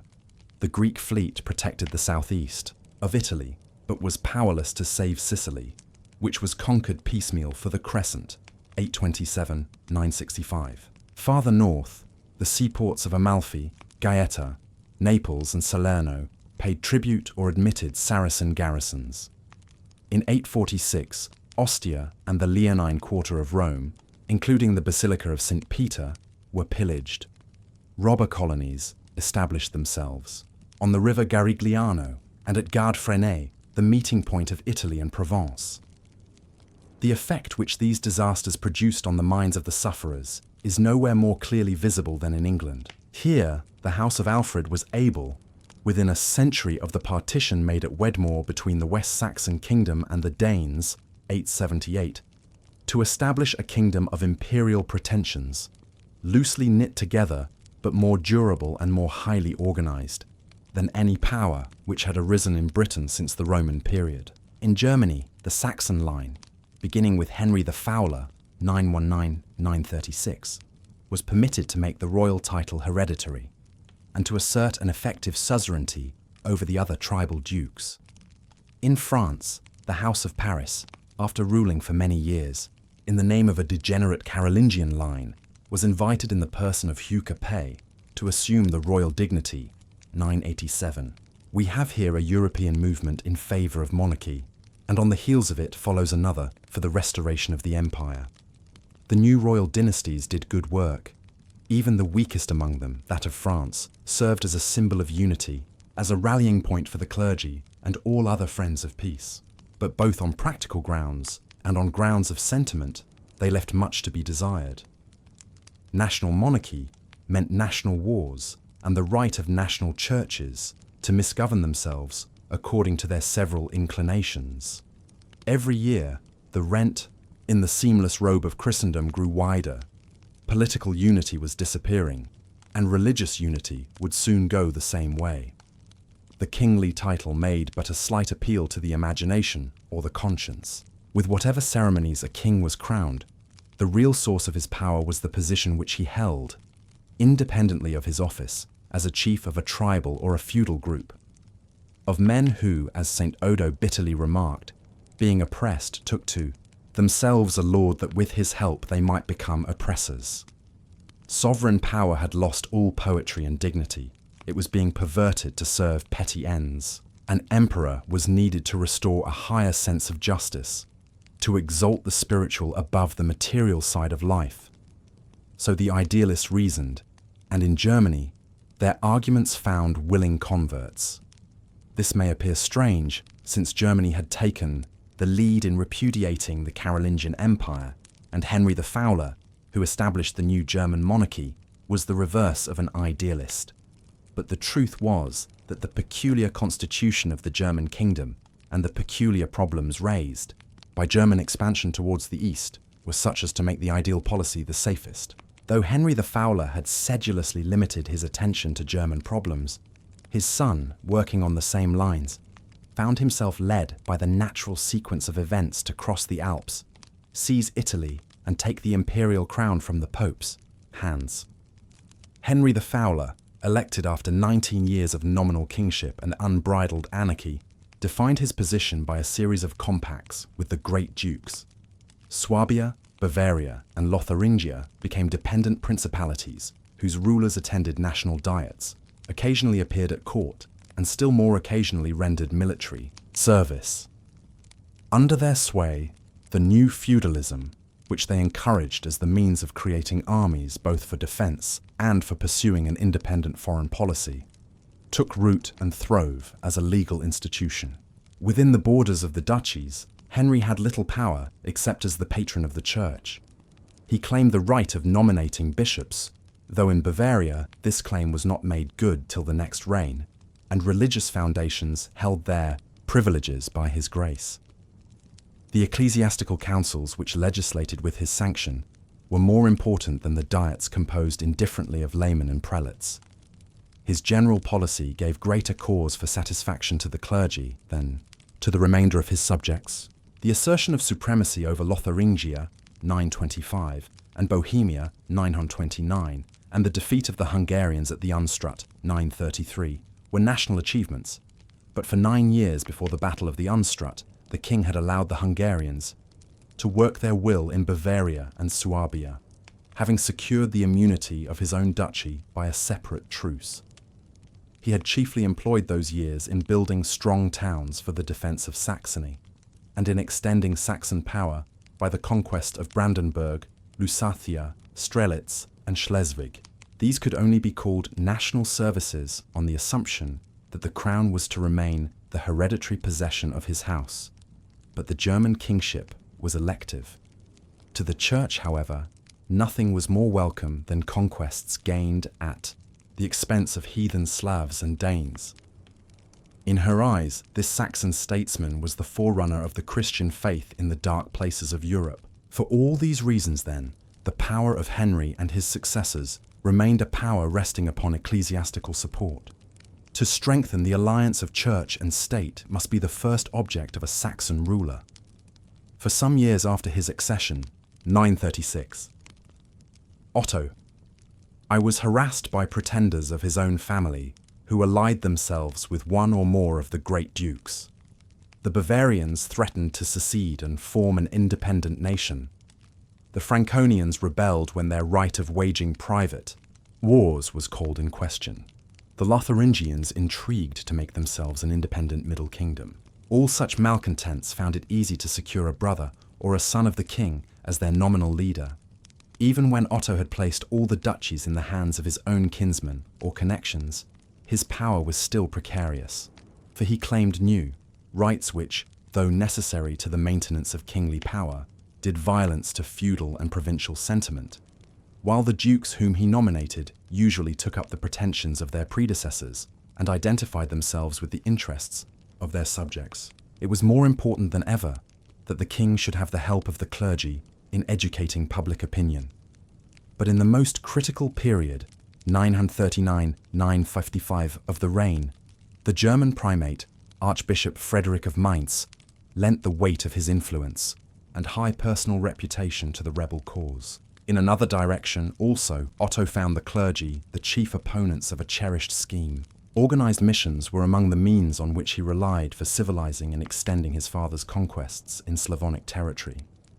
For this purpose, he planned, with the approval of Rome, to make Magdeburg an archbishopric and the head of a Slavonic province. To this proposal, the sees of Mainz and Halberstadt offered strenuous resistance on the ground that it would curtail their jurisdictions, 955. Twice, therefore, Otto had been sharply reminded that his authority over the German church was insufficient for his purpose. Meanwhile, the train of events had drawn him into Italian politics. The Kingdom of Italy had been seized in 926 by by Hugh of Provence, an adventurer of Carolingian descent. In 937, on the death of Rudolph II of Burgundy, Hugh designed to seize this derelict inheritance. He was forestalled by Otto, who assumed the guardianship of the lawful heir of Burgundy, the young Conrad. A united kingdom of Italy and Burgundy would have been too dangerous a neighbour for the German kingdom. Hugh, however, secured for his son, Lothair, the hand of Conrad's sister Adelaide, thus keeping alive the claims of his family for a future day. Somewhat later, Otto retaliated by giving protection to an Italian foe of Hugh, the Margrave Berengar of Friuli, who came to the Saxon court and became the liegeman of the German king. In 950, this relation suddenly acquired political importance through the unexpected deaths of Hugh and Lothair and the succession of Berengar in Italy. Reminded of his oath to Otto, the new king repudiated his obligations as a vassal and gave further provocation by ill-treating the widowed Adelaide. Otto was thus equipped with a double excuse for making war, and war was forced upon him by the ambitions of his brother Henry, Duke of Bavaria, and of his son Liutolf, Duke of Swabia. Both cast covetous glances on Italy, which was hopelessly divided and an easy prey for the first comer. In 949, the Duke of Bavaria had seized Aquileia. In 951, the Duke of Swabia crossed the Alps, ostensibly to champion Adelaide. Otto could not remain idle while two of his subjects and kinsmen contended over the spoils of Italy. He collected an army and followed hard on the footsteps of Liutolf. Berengar fled, the dukes made peace with their suzerain, and Otto was free to dispose of the Italian kingdom, 951. It is possible that, if the opportunity had been forthcoming, he would at once have proceeded to Rome for an imperial coronation, but the Pope, who alone could make an emperor, was the nominee of a Roman faction, headed by the ambitious Alberic, the senator, who aspired to build up a secular lordship on the basis of the papal patrimony. Otto was not invited to visit Rome. After some hesitation, he decided, instead of himself assuming the unprofitable duties of an Italian king, to restore Berengar on condition of a renewal of homage. Perhaps the arrangement was intended to be temporary. Otto was still menaced by conspiracies in Germany, and Berengar might serve to guard Italy against ambitious dukes until the hands of his overlord were free for Italian adventures. Later, events justify some such hypothesis. Within a few years, the chief difficulties of Otto were removed. A great ducal rising collapsed. The Hungarians were so decisively beaten at the Lechfeld, 955, that they ceased to trouble Germany. Death relieved Otto of his most dangerous rivals, Archbishop Frederick of Mainz, and his own son, Duke Liutolf. Then, in 960, arrived the long-delayed call from Rome. John IV, a dissipated youth of 22, the son of Alberic, died 954, but devoid of his father's ability, invoked the aid of Germany to protect the temporal possessions against Berengar. Otto required no second summons. Descending upon Italy, he expelled his vassal, assumed the Italian crown at Pavia, 961, and then repaired to Rome. Here in 962, he was crowned by the Pope as Lord of the Holy Roman Empire of the German nation. For good or for evil, the prerogative of Charles the Great was inseparably united to the German monarchy. From this complicated series of events, some interesting conclusions may be deduced. The empire, which has so often been abused as a source of countless woes to Germany, was revived in the interests of a purely German policy. Unlike his son and his grandson, Otto the Rhine never submitted to the spell of Italy. Since the time of Charles the Great, it had been taken for granted that the empire could only be conferred by the Pope and only held by a king of Italy. Otto did not greatly value his Italian dominions, though circumstances forced him to reside in Italy for a large part of his later years. For a time he had thoughts of recovering Apulia and Calabria from the Greeks, Sicily from the Arabs, but he abandoned his claims against the Eastern Empire as the price of a marriage alliance, and he left Sicily untouched. The crown of Italy was valuable to him chiefly as a qualification for his imperial office. To the ecclesiastical duties of that office, he was not indifferent. His bishops, though largely employed as secular administrators, were chosen with some regard to their spiritual duties. He was a friend to the Cluniac movement for monastic reform.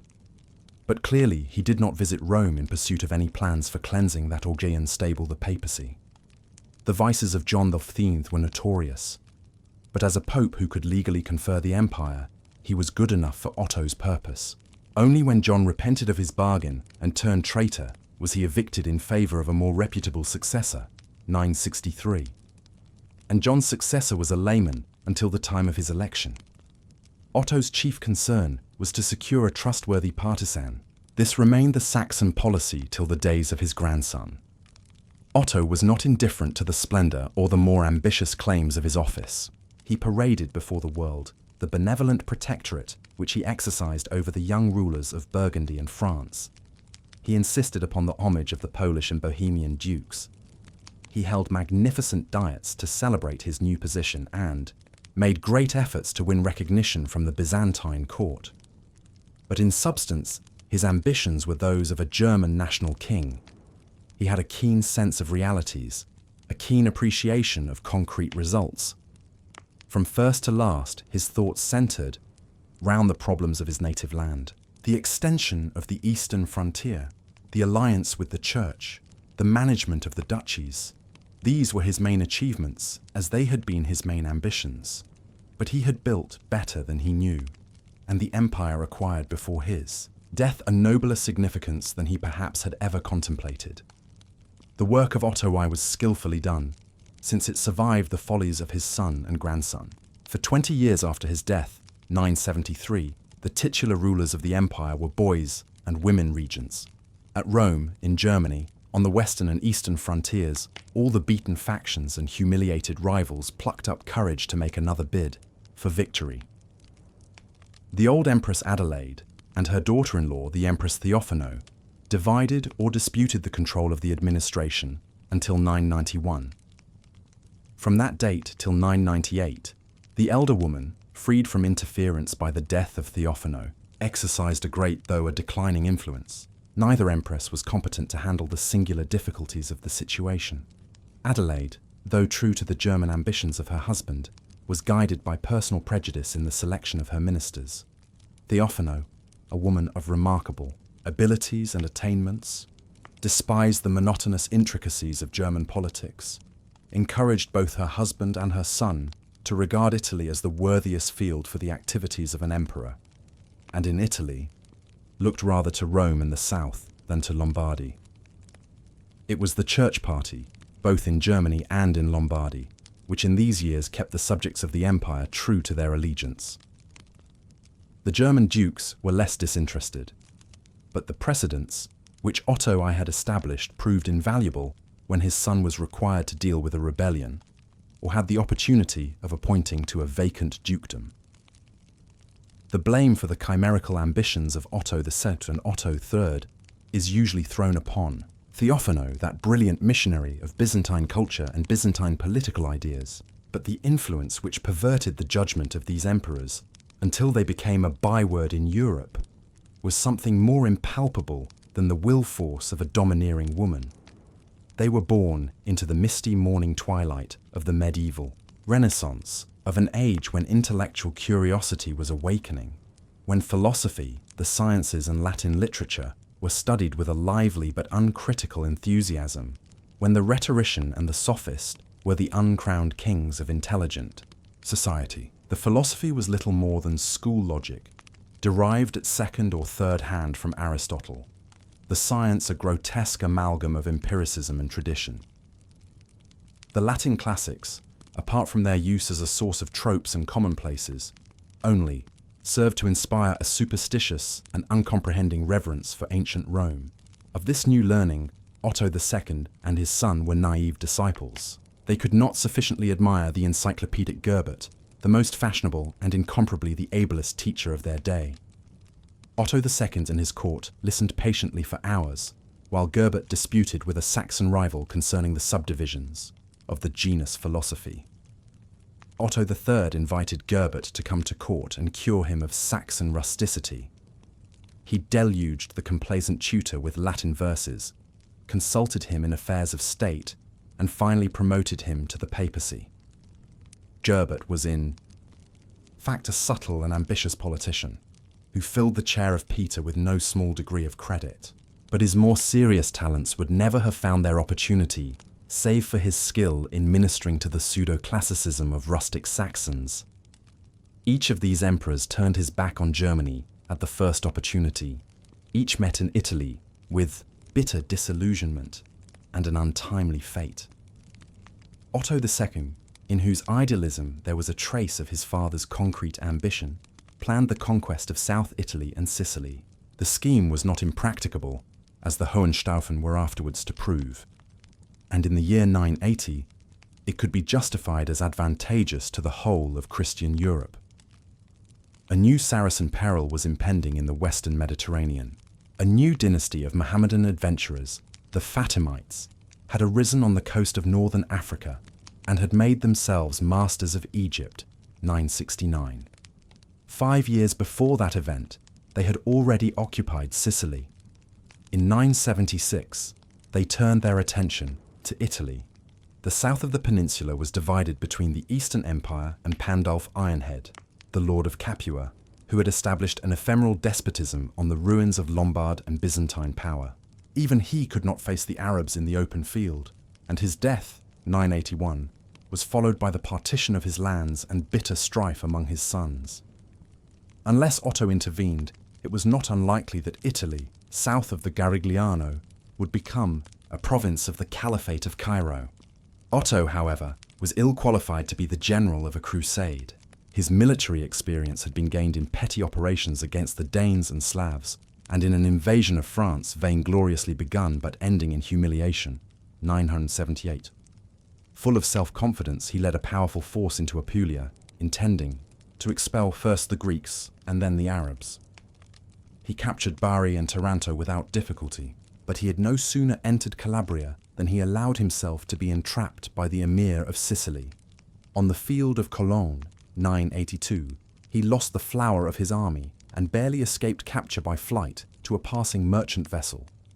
Next year he died in the midst of feverish preparations to wipe out this disgrace. It was left for the despised Greeks to repel the Arabs from the mainland. Sicily remained a Mohammedan possession till the coming of the Normans, 1062. It is easier to sympathize with the policy of Otto II than with the man himself. The case is reversed when we turn to the career of his son. Otto III, an infant at his father's death, escaped from female tutelage in 996 and made his first Italian expedition as an autocrat of 16. He went to free the papacy from the bondage of a Roman faction, the party of the infamous John Thwaidd, again rearing its head under a new leader. The boy ruler suppressed the rebels with some gratuitous cruelty. But he was not without noble ambitions or the capacity of appreciating finer natures than his own. Called upon to nominate a pope, he selected his cousin Bruno, a youth little older than himself, but a statesman and an idealist who set himself to assert the authority of the Holy See over the national churches, partly no doubt in the interests of the empire, but more in those of morality and discipline. Unhappily, Bruno died before his influence had eradicated from the emperor's character the weaknesses fostered by scheming flatterers and an injudicious education. Gerbert, who succeeded Bruno with the title of Sylvester II, encouraged his pupil in a career of puerile extravagances.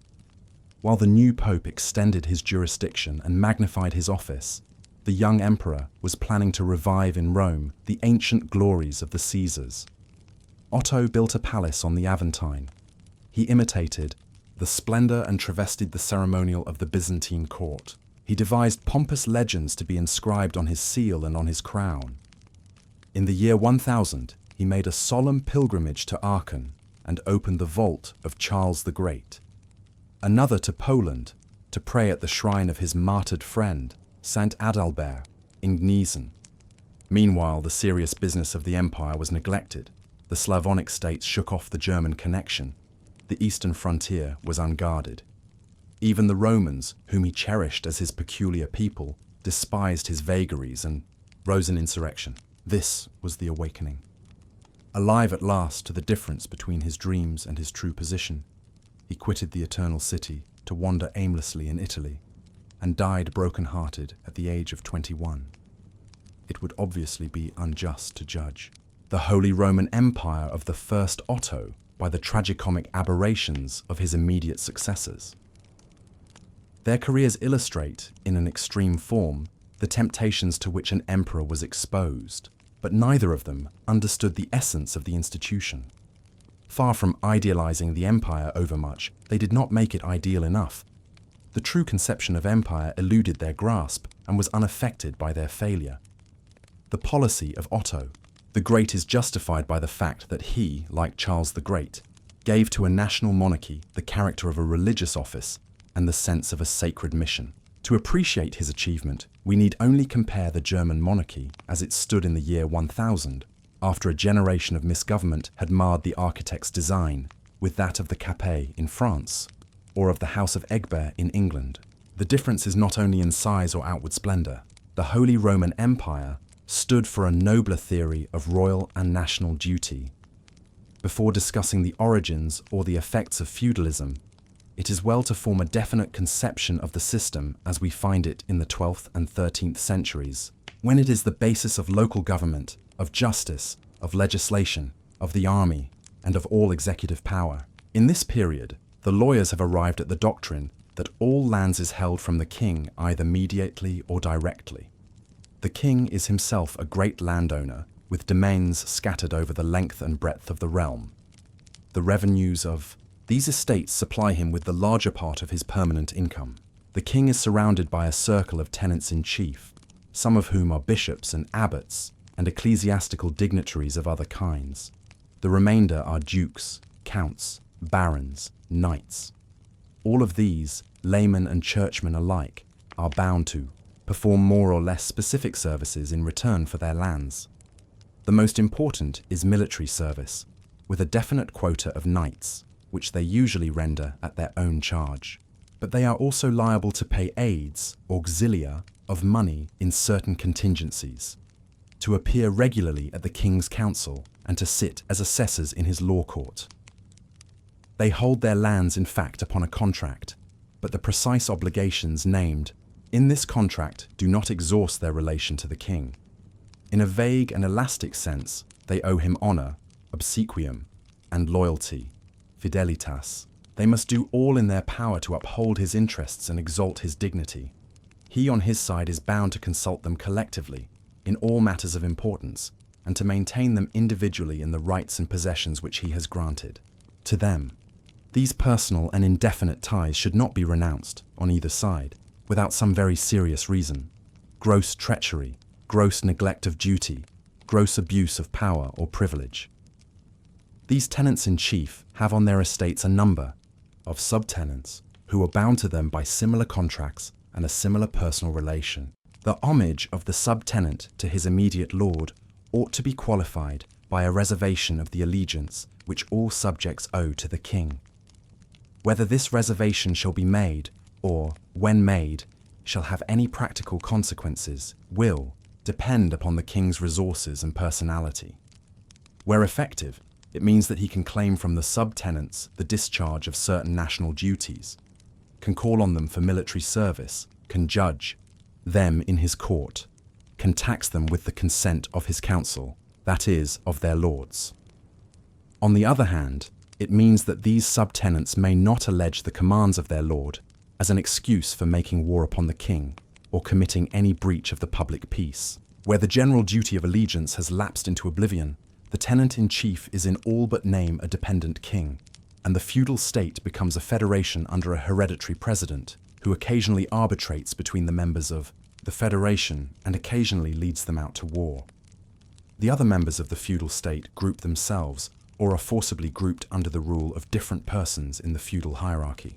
In the open country, the soil is partly tilled by small freeholders who pay to this or that lord a rent in money, kind, or services. Like the feudal subtenants, these freeholders are, for most purposes, subject to the jurisdiction of their lord, though in the well-organized state the royal judges protect them against the grosser forms of violence. But the greater part of the land is divided between servile village communities, who give up perforce a large proportion of their working days to the cultivation of the lord's domain. The tendency of feudal law is to treat these peasants as slaves, to deny them the assistance of the royal law courts, to regard them as holding their land at the will of their lord. In practice, the lord finds that he cannot insist upon the full measure of his legal right. Though he has the right to reclaim all runaways, it is difficult to hunt them down. Though he can fix the measure of his own demands, it is dangerous and unprofitable to arouse a spirit of mutiny. A judge from whom his serfs have no appeal in matters that concern their tenure, he finds it politic to make and to observe definite contracts, which remain unaltered from one generation to another. Hence, the condition of the serfs, though hard, is less precarious than we might suppose if we only studied what the feudal lawyer has to say about them. Turning from the country to the towns, we find that all are subject to a lord or to the king, that some are only half-emancipated communities of serfs, that in others the burgesses have the status of small freeholders, that in a minority, but a growing minority of cases, the burgesses have established the right to deal collectively with the lord, to be regarded as communes or free cities. In these cases, there is a form of popular self-government under elected magistrates. Through the magistrates, the town pays a fixed rent to the former lord. Usually it claims the special protection of the king and comes to hold the position of a tenant-in-chief, une seigneurie collective populaire. No society could be, in spirit and in organization, more anti-feudal than the free town of the Middle Ages, but it can only secure a safe existence by obtaining a definite position in the feudal hierarchy. In fact, the clergy are the only considerable class who succeed in resisting the universal tendency to feudalize all landed property and to find for every man a lord. Even they are compelled to make large concessions to the spirit of the age. It is only at the cost of long and ruinous conflicts that bishops and other prelates establish some distinction between their position and that of the ordinary tenant-in-chief. Even so, it remains the law that the principal endowments of every religious foundation are fiefs held under a feudal contract of service.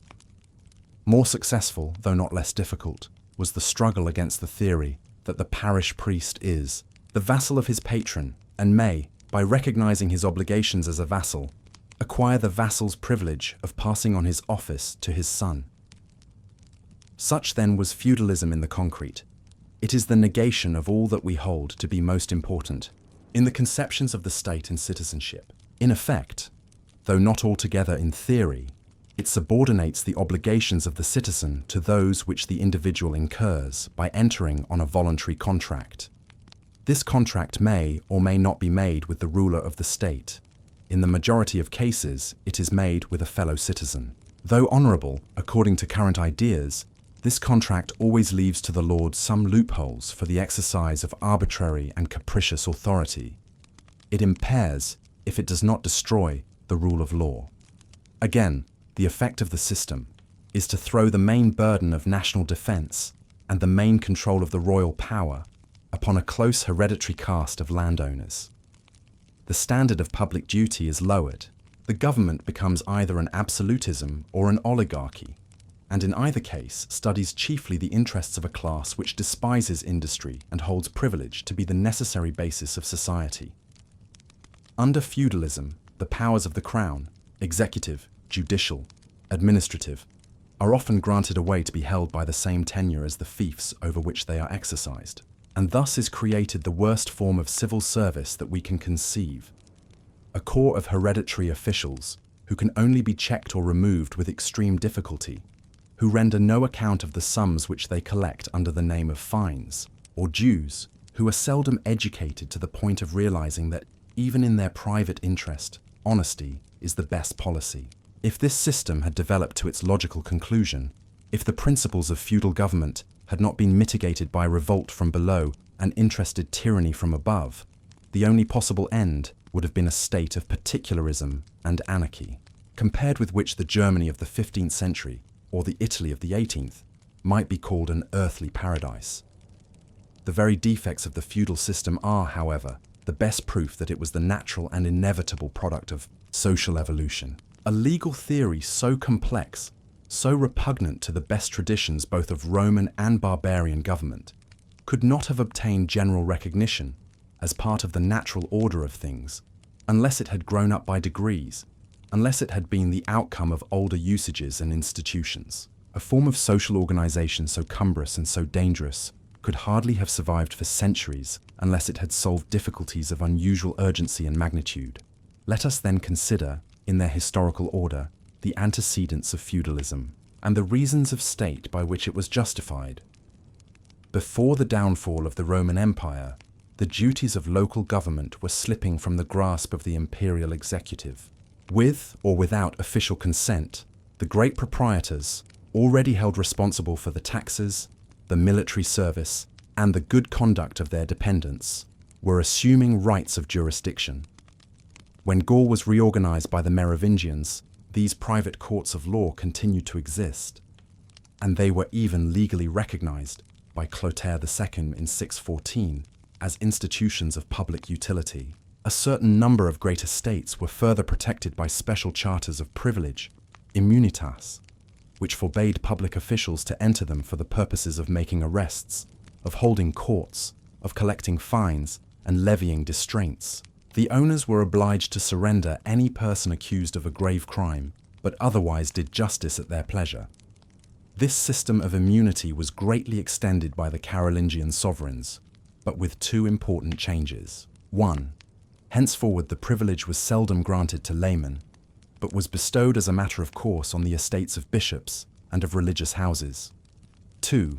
The holders of such ecclesiastical estates were compelled to vest their powers of police and justice in the hands of laymen, advocati, chosen either by the central power or by some approved form of election.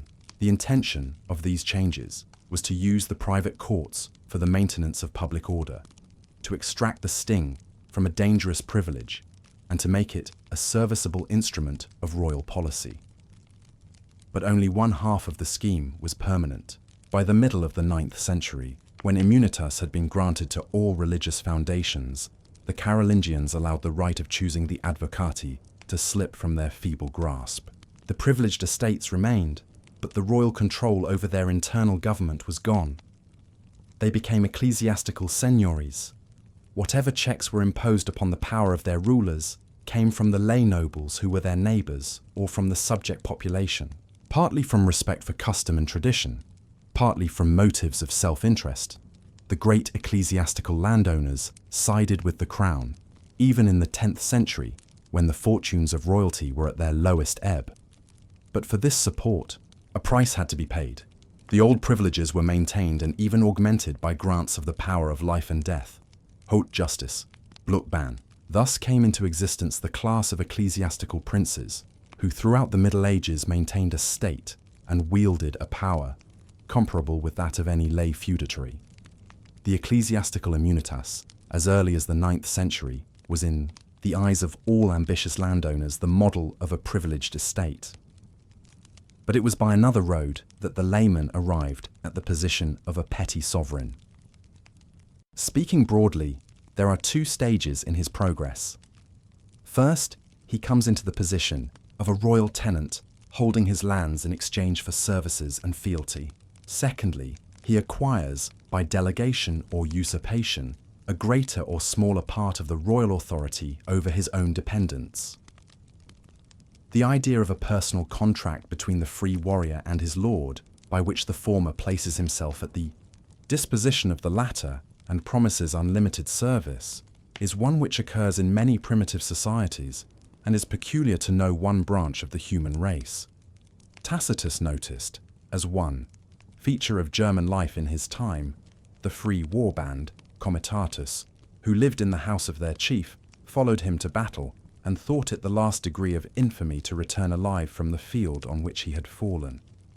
The Merovingian kings maintained a bodyguard of this kind, Antrustions. Under the Carolingians, such followers appear in the host, in the royal household, in every branch of the administration. They are the most trusted agents of the king, and possess considerable social consequence. They are called vassi, a name formerly applied to any kind of dependent, but now reserved for free men, rendering free services to the king or some other lord, and subject to his jurisdiction. So valuable are these followers that, in the 8th and 9th centuries, the power of the great is largely measured by the number of vassi whom they can put into the field. Various considerations suggested to Frankish rulers and nobles the expediency of endowing these followers with land, and of granting land to no tenant unless he would take the vassal's oath.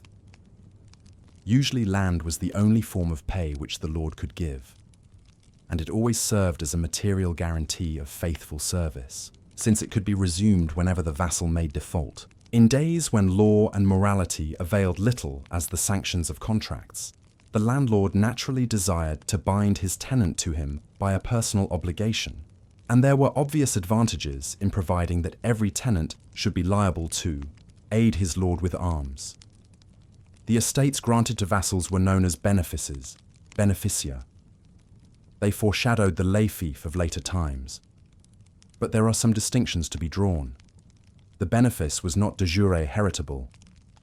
It escheated on the death of either lord or tenant. The service was not measured with the same precision as in later times. The military duties of the beneficed vassal were not different in kind or degree from those of the ordinary freeman. Finally, the idea had not yet arisen that vassals were superior in status to the rest of the community. The importance of the vassal depended entirely on his wealth and his rank in the king's employ. Only in the old age of the Carolingian Empire, when the class of free landowners, acknowledging no lord, had been almost ground out of existence by official oppression, and the intolerable burden of military service was the burden of national defense thrown entirely upon vassals.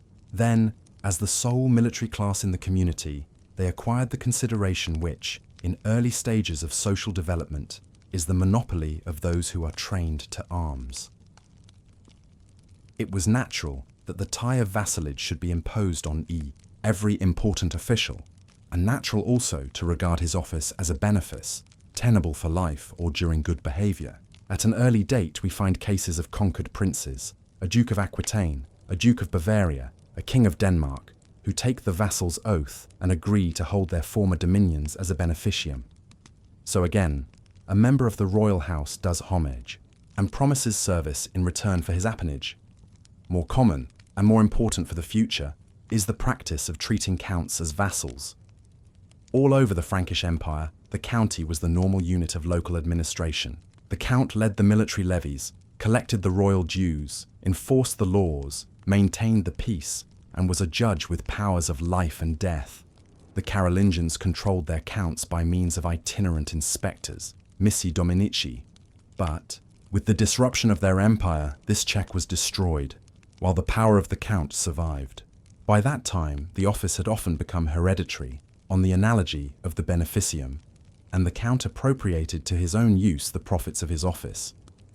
In such cases, his county became a small principality, classed by lawyers as a fief, but often ruled without any reference to the interests of the royal overlord. The fiefs of Anjou, Champagne and Flanders began in this way as hereditary countships. Sometimes again, we find that a great vassal obtains, by grant of usurpation, the prerogatives of a count over his own lands. Examples are the prince-bishops of Trier, 898 AD, Hamburg, 937, and Metz, 945. The first effect of this striking change in the nature of landed property and of public office was to substitute for the centralized state of the Carolingians a lax federal system in which each unit was a group of men attached to the person of a hereditary superior. This nascent feudalism was often brutal, always summary and short-sighted in its methods of government. The feudal group was engaged in a perpetual struggle for existence with neighboring groups. Feudal policy was aggressive, for every lord had his war band, whom he could only hold together by providing them with adventure and rich plunder. Nor could any lord regard himself as safe while a neighbour of equal resources remained unconquered. Furthermore, as though the disintegration of society had not gone far enough, every great fief was in constant danger of civil war and partition. As the lord had treated the king, so he in turn was treated by his vassals. He endowed them with lands. He allowed them to found families. He gave them positions of authority. And then they defied him. In the 11th century, the great fief bristled with castles held by chief vassals of the lord. In the small county of Maine alone we hear of 35 such strongholds, Generally speaking, they were centers of rebellion and indiscriminate rapine. Such feudalism was not a system of government, it was a symptom of anarchy. Yet feudalism had not always been a mere tyranny of the military class over the unarmed population. Like the Roman Empire, that of the Franks had forfeited respect and popularity by misgovernment, by feeble government, by insupportable demands on the personal service of the subject. The landowner was a less exacting master than the empire. Often he could defend his tenants from imperial exactions. During the invasions of the Northmen and Hungarians, he was impelled by his own interest to guard his estates to the best of his ability. Therefore, common men looked to their landlord, or looked about them for a landlord, to whom they could commend themselves. The great estate was the ark of refuge from the general flood of social evils. In the 11th century, the situation changed. The Hungarian tide of invasion was rolled back by a Henry the Fowler and an Otto the Great. The Northmen enrolled themselves as members of the European Commonwealth. The petty feudal despot was no longer needed. From a protector, he had degenerated into a pest of society. The great political problem of the age was to make him innocuous. It was taken in hand, and it was settled by a variety of means. In France, the Church took the lead of the repressive movement, endeavoring to mitigate the horrors of private war by certain restrictions upon the combatants. During the 11th century, it was not unusual for the bishop of a diocese to secure the cooperation of representative men from all classes of society in proclaiming a local truce of God, Treuga Dei. This truce, which all men were invited to swear that they would observe, forbade the molestation of ecclesiastics, peasants, and other non-combatants, provided that cultivated land should not be harried or cattle carried off, and named certain seasons when no war should be waged. A typical agreement of this kind enjoins that all private hostilities shall be suspended from Wednesday evening to Monday morning in each week, from the beginning of Advent till a week after the Epiphany, from the beginning of Lent till a week after Easter, from the Rogation days till a week after Pentecost. The Truce of God was approved by the Crown both in France and in Germany. Even in the 12th century, it was still recommended by church councils as a useful expedient, but it was seldom effectual. There was no machinery for enforcing it, and those who swore to uphold it were so divided by conflicting class interests that they could not cooperate with any cordiality. The second of these defects, though not the first, can also be perceived in the German system of the land peace. Periodically, we find an emperor constraining a particular province, or even the whole German kingdom, to accept a set of rules which are partly modelled on those of the Treuga Dei and partly in the nature of criminal legislation. Thus, in 1103, the magnates of the kingdom were required to swear that for the next 4 years they would not molest ecclesiastics, merchants, women, or Jews, that during the same period they would neither burn nor break into private houses, that they would not kill or wound or hold to ransom any man. In regard to the last rule, the magnates insisted on some modification. It was finally provided that a man meeting a private enemy on the high road might attack him, but might not pursue him if he took refuge in a private house. The general land peaces of Frederick Barbarossa, 1152, and Frederick II, 1235, are the most important enactments of this kind, but they deviate widely from the original type. They are permanent. They aim at the total suppression of lawless self-help. They are codes of criminal law which, if thoroughly enforced, would have opened a new era in German history. As the case stands, they are only the evidence of an unrealized project of reform. It was not by confederations of this kind, whether spontaneous or compulsory, that feudalism could be bridled. The 12th and 13th centuries, the great age of medieval statesmanship, saw other and more effectual remedies applied. In the free cities of France, Italy, the Netherlands, and Germany, the commercial classes perfected a form of association which, however faulty in other respects, was successful in excluding feudalism from the principal centres of urban industry. In the larger states, whether kingdoms or not, the rulers, supported by the church and the commons, bestirred themselves to slay the many-headed hydra. Feudalism was not extirpated, but it was brought under the law. In many districts, it defied repression. To the end of the Middle Ages, the knights of Swabia and the Rhineland maintained the predatory traditions of the Dark Ages, and everywhere feudalism remained a force inimical to national unity. But the great feudatories who survived into the age of Machiavelli and of the new despotisms had usually some claims upon the respect of their subjects. The Duchy of Brittany, the Burgundian inheritance, the German electorates were mainly objectionable, as impeding the growth of better communities. Better because more comprehensive, more stable, more fitted to be the nurseries of great ideas and proud traditions. It remains to speak of chivalry, that peculiar and often fantastic code of etiquette and morals which was grafted upon feudalism in the 11th and succeeding centuries. The practical influence of chivalry has been exaggerated. Chivalrous ethics were in great measure the natural product of a militarist age. Bravery and patriotism, loyalty and truthfulness, liberality and courtesy and magnanimity. These are qualities which the soldier, even in a semi-civilized society, discovers for himself. The higher demands of chivalric morality were as habitually disregarded as the fundamental precepts of the Christian faith. The chivalric statesmen of the Middle Ages, from Godfrey of Bouillon to Edward III and the Black Prince, appear, under the searchlight of historical criticism, not less calculating than Renaissance despots or the disciples of Frederick the Great of Prussia. But something less than justice has been rendered to the chivalric ideal.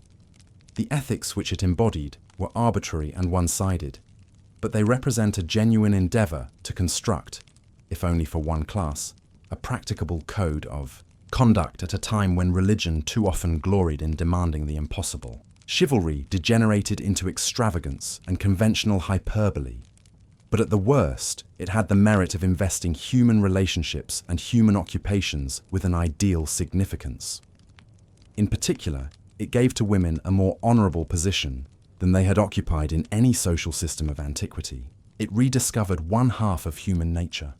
But for chivalry, the Beatrice of Dante, the Laura of Petrarch, Shakespeare's Miranda and Goethe's Marguerite could not have been created, much less comprehended.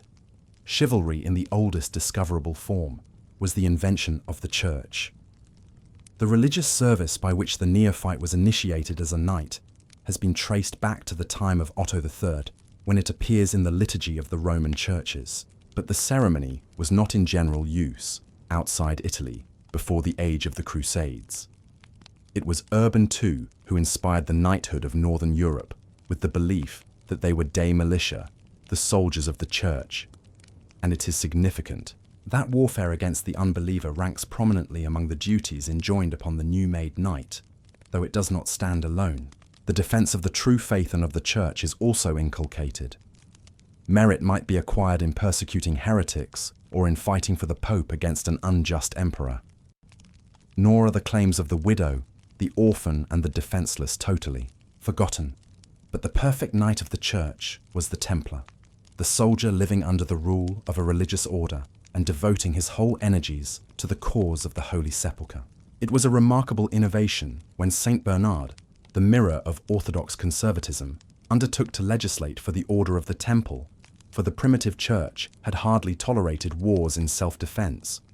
From one point of view, it was a wholesome change of attitude in the moral leaders of society, that they should recognize war and a military class as inevitable necessities, that they should undertake to moralize and idealize the commonest of occupations.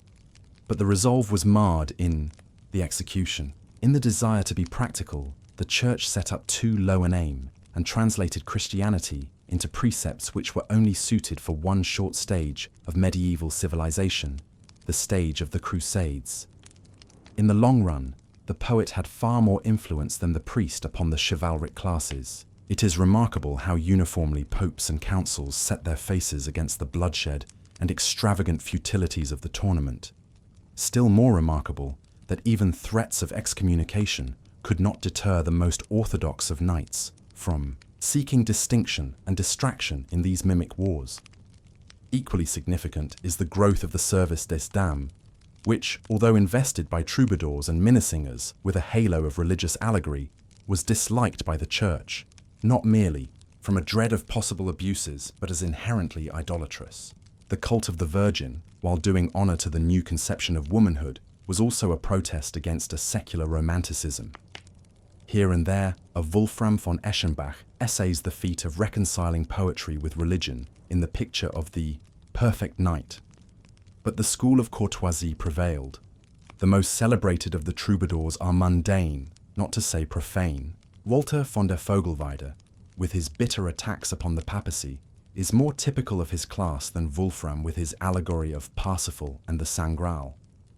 It was in Provence, on the eve of the Albigensian Crusade, in the society which was most indifferent to official Christianity and most hostile to the clergy, that chivalry was most sedulously preached and developed in the most curious detail. In the hands of the troubadours, it became a gospel of pageantry and fanfaron, of artificial sentiments and artificial heroisms, cloaking the materialism, the sensuality, and the inordinate ostentation of a theatrical and frivolous society, intoxicated with the pride of life.